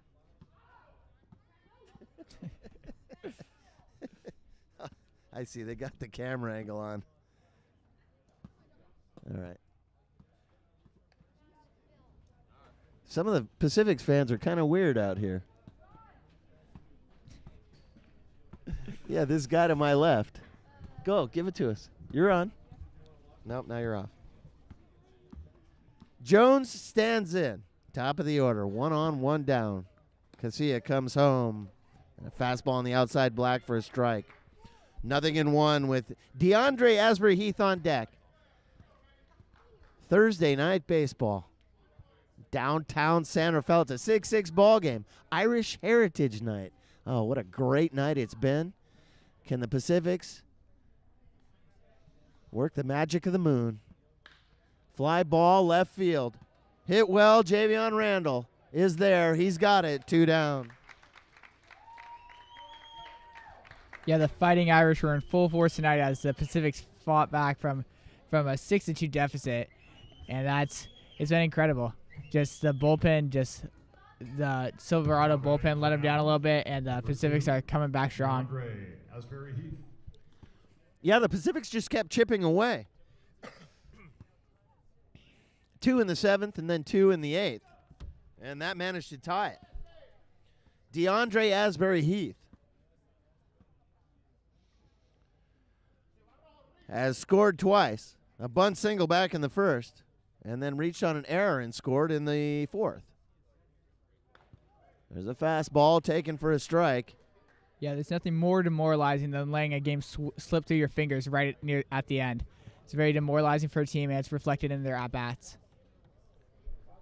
Josh Montalongo's on deck. This is ripped toward third under the outstretched glove of Zach Files at third base. And DeAndre Asbury Heath has a single. Yoshioka over to second base. And Josh Montalongo will make his way to the hitting area. Montalongo.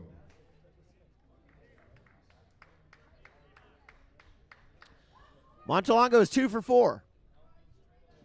A 2-6-3 hitter in the 3-hole. 2 on and 2 down. Nico Toni is on deck. Casilla comes home.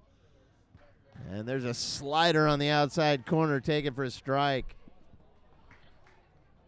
Ricky Gingras wants a quick word with Casilla. 6 runs on 11 hits for the Silverados. The Pacifics have really poured it on the last couple of innings. 6 runs on 10 hits. The difference, 3 errors for the San Rafaels. Well, the Napas have committed 0. Perfect defense so far for Napa. 2 on and 2 down. Josh Montalongo behind in the count, 0-1, because he chopper over to third. Files has got it. He goes over to second in time. A high throw, but a good get by Ulande. Stops DeAndre Asbury Heath, and the Pacifics have a chance to finish it right now. Pacifics have come barreling back all game, and we go bottom 9. 6-6 ball game. For San Rafael, it'll be Zach Files, Michael Staudinger, Ricky Gingras, 6, 7, 8 hitters coming up. 6-6 ball game here in San Rafael. We'll be right back on Marin TV's continued coverage of the 2018 San Rafael Pacifics. All right, everybody, bottom of the 9th inning. A tie ball game, and the Pacifics have a chance to get it done right here. Zach Files leads off, and he takes. And we have a new pitcher. And Max will figure out who that is. A curve ball to Files is taken. It's 1-1. It looks like a new right-hander for Napa, number 13. For Files, batting .238. And he swings at a fastball and fouls it out into the parking lot. Max, any idea who this is? I currently do not. Okay, can you figure that out for us? Sure I mean, you thing. might have to ask one of these gentlemen over at Media Row. Will do. Okay, thanks. 1 ball and 2 strikes. And Files rips it over to second, and it bounces off the arm of Miadera. Masa Miadera couldn't handle it. Line shot, and Files is aboard. And we'll see if they give him an error. They haven't put it up on the board yet. Either way, Files is aboard at first. 17, Michael Staudinger. And they give him a hit. No, I don't know if they've given him a hit. It doesn't look like they gave an error. And the bunt back to the pitcher advances the runner to second. And Matt Kavanaugh is going to go with the numbers and play small ball as Files moves over to second base. So the sacrifice bunt for Staudinger moves Zach Files over to second base, and Staudinger gets it done. For your Pacifics, 25, Ricky Gingras. Here's Ricky Gingras with a chance to win the game. 1 down. Runner in scoring position. Ulande is on deck.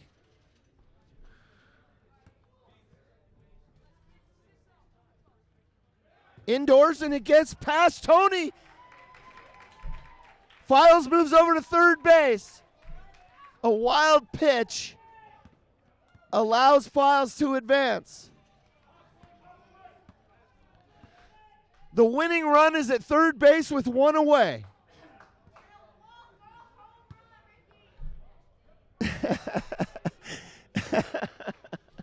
Gingras, the left-handed batter.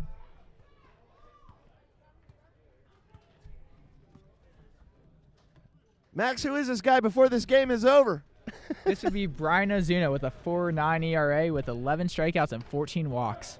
Breaking ball is upstairs. What's his name? Brian what? Brian Ozuna Brian Ozuna. with a 4.9 ERA and 11 strikeouts to 14 walks. 4.9 ERA. All right. Thank you. Big, tall right-hander. And Gingras.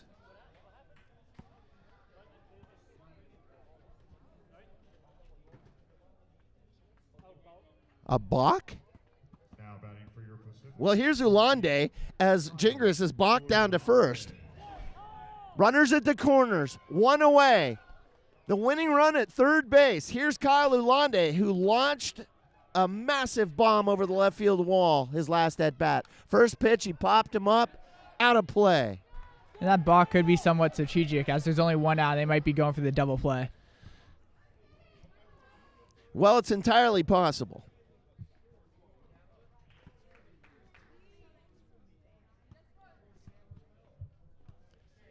To induce the double play is exactly why he's at first. That's Gingras.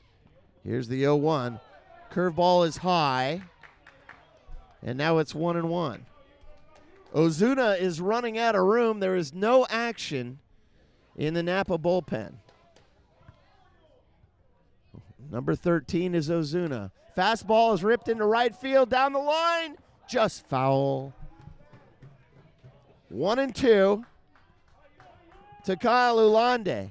Ulande's last at bat, he had a 519-foot home run over the left field wall. Maybe farther. Here's the 1-2. Outside check swing. No swing. 2-2. That was a great defensive play by their catcher to stop the ball from getting by him, thus allowing the game-winning run. The breaking ball in the dirt is scooped by Nico Tony, the catcher. It's a 6-6 ball game. Bottom of the ninth. Winning run is 90 feet away. Very hard. It got past him. Here comes Files. That'll do it. Pacifics come back and win it all in the bottom of the ninth inning. Files scores the winning run, and he gets the Gatorade bucket. The Pacifics, who trailed all night, have pulled off the magic comeback. From tonight's ball game for Napa. The pass ball ends up winning it. 6 hits on 11. Let's see, 6 runs on 11 hits and 1 error for the Napas. 7 runs on 10 hits, 3 errors for San Rafael. 11 on base. The winning pitcher is Our record on Marin TV's coverage of the 2018 San Rafael Pacifics is intact and still perfect. Enjoy tonight's ball game. Every game on Marin TV so far this season have netted victories for San Rafael. And tonight in the bottom of the ninth, See you again in the near the Pacifics get it done. Please join us tomorrow. It's double A wild pitch to get Files to third and another one to bring him in. Purchase tickets right now at PacificsBaseball.com. Holy cow, what an amazing To buckle up on the way home. And if a member of your party Irish Heritage Night here at the ballpark. And the kids are lined up and all the Pacifics are giving autographs. And it's a great night when the Pacifics win right here on Marin TV. Well, Max, it was another good night. A full moon came up and everything seemed to be magic. Ulande powered one over the left field wall in his last at bat. And he was standing in the circle 2-2 in the hitting area when Brian Ozuna delivered the wild pitch that brought Files in. And that's how it ends. 7-6 the final. The Pacifics trailed all night. And in the 7th, they scored 2. In the 8th, they scored 2 to tie it. And then 1 more to win it here in the bottom of the 9th. Well, everybody, it's been a great night here at Albert Park. For Ethan and for Max and for Zach, yours truly, Stuart Horn, signing off from Albert Park. Saying so long and thank you for spending your evening with us right here on Marin TV. Check the schedule for our next broadcast. Pacifics win 7-6. We'll see you next time.